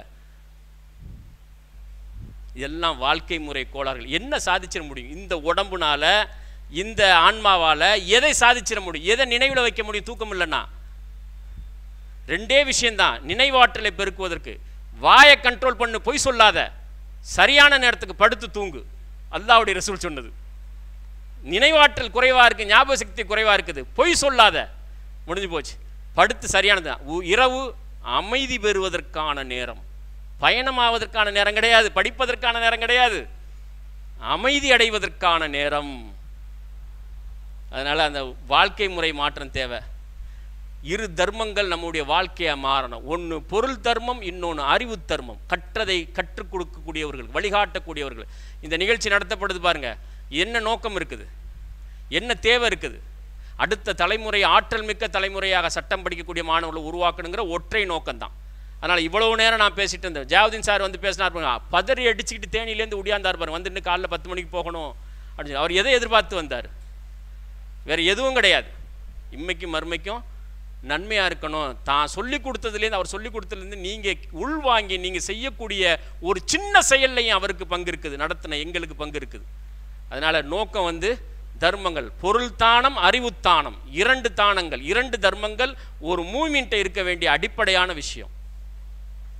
நாலேஜ், வாசிப்பு, லாங்குவேஜ் ஸ்கில்ஸ், மொழி ஆற்றலை பெருக்கிக்கிறது. சிம்பிளான விஷயம் knowledge. Academic excellence, seminars and mood attend பண்ணுறது, டிராஃப்டிங் ஸ்கில்ஸ், முடிஞ்சு போச்சு. அஹ்லாக்கு தான் உங்களை ஷேப் பண்ணும், ஆட்டிடியூடு தான் உங்களை மாற்றும். சரியா? யார் ஒருவனையும் பொறாமையாக நினைக்காத ஒரு மனிதன் இருக்கிறான் பாருங்க, அவன் உள்ளுக்குள்ள அப்படி அந்த மனசில் வந்துட்டு இன்பம் பெருகும். அப்படியே அவன் ஆன்மா மகிழ்ச்சி அடையும், மன இறுக்கம் அடையாது. ஒருவனுக்கு கொடுக்கப்பட்டிருக்கக்கூடிய ஆற்றலை கண்டு பொறாமையிடணும். இவனுக்கு நிறைய பணம் இருக்குது, இவனுக்கு நிறைய அழகு இருக்குது, இவங்க பெரிய பாரம்பரியமான கூட இதை எதை பார்த்துமே எந்த ஒரு மாற்றம் எந்த ஒரு சலனமும் ஏற்படாத உள்ளம் இருக்குது பாருங்க. அதுதான் உள்ளத்தில் சிறந்த உள்ளம் அது. அதனால் நாலேஜ் இது வந்து ஈஸியாக ஒரு கூகுளை தட்டி படிச்சிட முடியும். இன்றைக்கி எல்லாத்தையும் நமக்கு சர்டிஃபிகேட் வேணுங்கிறதுனால இன்டர்நேஷ்னல் லா படிக்கணும், மாஸ்டர் டிகிரி படிக்கணுங்கிறதுக்கு இருக்கிறோம். சரியா? கூகுளில் ஒரு முறையாக படிச்சிட முடியும், எல்லாத்தையும் உட்காந்து நெட்டில் உட்காந்து படிச்சிட முடியும். அதனால் நாலேஜ் எப்படி வேணாலும் எடுத்துக்கலாம். ஆனால் பண்பாடு இருக்குது பாருங்கள், அகலாக்கு இருக்குது பாருங்கள், அதுதான் உங்களுடைய உயிர். அதுதான் உங்களுக்கு எல்லா வகையான நலவுகளையும் கொண்டு வந்து சேர்க்கும், உங்களை ஆற்றல் படுத்தும், நன்மையை கொண்டு வரும், கண்ணியத்தை கொண்டு வரும். உங்கள் சந்ததி சந்ததி சந்ததியாக கண்ணியத்தை கொண்டுட்டு வரும். உங்களுக்கு மாத்திரமல்ல, உங்கள் சந்ததிகள்லாம் போட்டி போய் எங்கள் அத்தா அப்படி இருந்தார், எங்கள் பாவா இப்படி இருந்தார், எங்கள் பாட்டன் இப்படி இருந்தார், எங்கள் பூட்டன் 3வது ஜெனரேஷன் சொல்லுவோம், எங்கள் பூட்டன் சர்வதேச சட்டம் படித்தவர். இன்றைக்கும் சில குடும்பங்களில் பேசுகிறாங்க, எங்கள் அத்தா பேரிஸ்டர். 1950 நிறைய தமிழ்நாட்டில் நிறைய பேரிஸ்டர் இருந்தாங்க, இன்றைக்கி ஒருத்தர் கூட கிடையாது. சரியா? 1950s நிறைய பேர் இருந்தாங்க அந்த மாதிரி. அப்போ இன்றைக்கி அந்த தலைமுறை பேசி எங்கள் அத்தா அன்னைக்கே வந்து எங்கள் பாட்டன் பேரிஸ்டர். சந்ததிகளுக்கு மகிழ்ச்சி, பெருமை, இது எல்லாம் வந்து ஏற்படுத்தக்கூடியது ஆட்டிடியூடு தான் கொண்டுட்டு வரும். நாலேஜ் வந்து அது வந்து காசு கொடுத்தா கிடைக்கக்கூடிய அளவுக்கு இன்றைக்கி மாறி போயிடுச்சு. அறிவுங்கிறது that is collection of information, that's all. இதுதான் உங்களை வந்துட்டு உயர்த்தி எடுக்கும். அல்லாஹ் ரப்புல் ஆலமீன் நாம் அனைவருக்கும் அத்தகைய ஆற்றலை தந்தரல வேண்டும். இதில் இறுதியாக வந்து யார் வந்து மாஸ்டர் டிகிரி பண்ணணும் அப்படின்னு சொல்லி விருப்பப்படுறீங்களோ நீங்கள் வந்துட்டு ஒரு ஃபார்ம் இருக்குது, அதை ஃபில்லப் பண்ணி கொடுங்க. நீங்கள் இந்த நிகழ்ச்சி முடித்ததுக்கப்புறம் இப்போ இவருடைய கிளாஸ் இருக்குது உங்களுக்கு, நான் சொன்னதுனுடைய இன்னும் ஒரு போர்ஷன் கம்ப்ளீட் ஆகாமல் இருக்குது, அதை வந்து தௌஃபிக் சார் கிளாஸ் நடத்துவார். அவர் ஜஸ்ட் ஒரு 1/2 hour கிளாஸ் நடத்துவார். அதுக்கு பிறகு வந்து மாஸ்டர் டிகிரி பண்ணணும் அப்படிங்கிற அந்த நீயத்தில், மாஸ்டர் டிகிரி மீன்ஸ் கண்டினியூவாக பிஹெச்டி பண்ணணும் அப்படிங்கிற, குறிப்பாக வந்து யூரோப்பில் பண்ணணும் அப்படிங்கிற அந்த இதில் இருந்தீங்க அப்படின்னு சொன்னால் அதுக்கான அந்த ஃபார்ம் வந்து உங்களுக்கு எல்லாத்துக்கும் ஃபீட்பேக் ஃபார்ம் தரப்படும். குறிப்பாக அந்த மாஸ்டர் டிகிரி பண்ணு சொல்கிறவங்களுக்கு அந்த ஃபார்மை ஃபில்லப் பண்ணி கொடுங்க. அவங்க தனியாக இருந்து இன்ஷால்லா அந்த நிகழ்ச்சிக்கு பிறகு நம்ம வந்துட்டு பேசுவோம் அது சம்மந்தமாக. உங்களுடைய ஃபேமிலி பேக்ரவுண்டையும் இது பண்ணிவிட்டு ஒரு செப்டம்பரில் இன்டேக். சரியா? செப்டம்பரில் தான் intake, September John intake, 2 intake இருக்குது அங்கே. அதனால் செப்டம்பரில் இப்போ இந்த செப்டம்பர் இதை தமிழ்நாடு முஸ்லீம் கல்வி இயக்கத்தை பொறுத்த வரைக்கும் மாஸ்டர் டிகிரி 2 வருஷம். 1 வருஷம் பைத்துல் இக்மால அந்த ப்ராசஸ் எல்லாம் முடிகிறது. எக்ஸாம் IELTS எக்ஸாம் கிளியர் பண்ணுறது, விசா ப்ராசஸ் முடிகிறது, இதுக்கான எல்லா வேலைகள் இருக்குது. அதெல்லாம் முடிச்சுட்டு நெக்ஸ்ட் செப்டம்பரில் அங்கே வந்துட்டு அப்ளை பண்ணி போகிறது. அதுக்கான என்னென்ன யூனிவர்சிட்டிஸ் ஈஸியாக இருக்கும் அப்படிங்கிறத உங்களுக்கு பண்ணுவாங்க. அந்த அகாடமிக் எக்ஸலன்ஸ் இருந்துச்சு உங்கள்கிட்ட அப்படின்னு சொல்லி சொன்னால், உங்களுடைய ஃபேமிலி பேக்ரவுண்ட் இருந்துச்சுன்னா நீங்கள் இந்த சட்டத்திட்டத்துக்கெல்லாம் உட்பட்டு இன்ஷா அல்லாஹ் பண்ணணும் அப்படின்னு சொல்லி சொன்னால் நிச்சயமாக வந்து பண்ண முடியும். பிஸ்மில்லான்னு நம்ம ஸ்டார்ட் பண்ணுறோம். ஒரு வருஷமும் அதை இன்க்ரீஸ் பண்ணிகிட்டே போகிறோம். இன்ஷா அல்லாஹ் ஒரு 10 வருஷத்தில் ஒரு மாசான டீம் ஒவ்வொரு வருஷமும் மாஸ்டர் டிகிரி பண்ணுறதுக்கு யூரோப்புக்கு போகிறாங்கங்கிற ஒரு அடையாளத்தை கொண்டுட்டு வரணுங்கிறதுனுடைய விதை தான் இந்த நிகழ்ச்சி. செய்யலாமா இன்ஷா அல்லாஹ்? ஆமாம், நீங்களும் முயற்சி பண்ணுங்கள். உங்களுக்கு தெரிஞ்ச மக்கள் படிச்சுட்டு இருக்கவங்களுக்கு இந்த விவரத்தை சொல்லி அதுக்கு சரியான தகுதியான மக்களை இன்ஷா அல்லாஹ் உருவாக்குறதுக்கு நம்ம முயற்சி பண்ணுவோம்.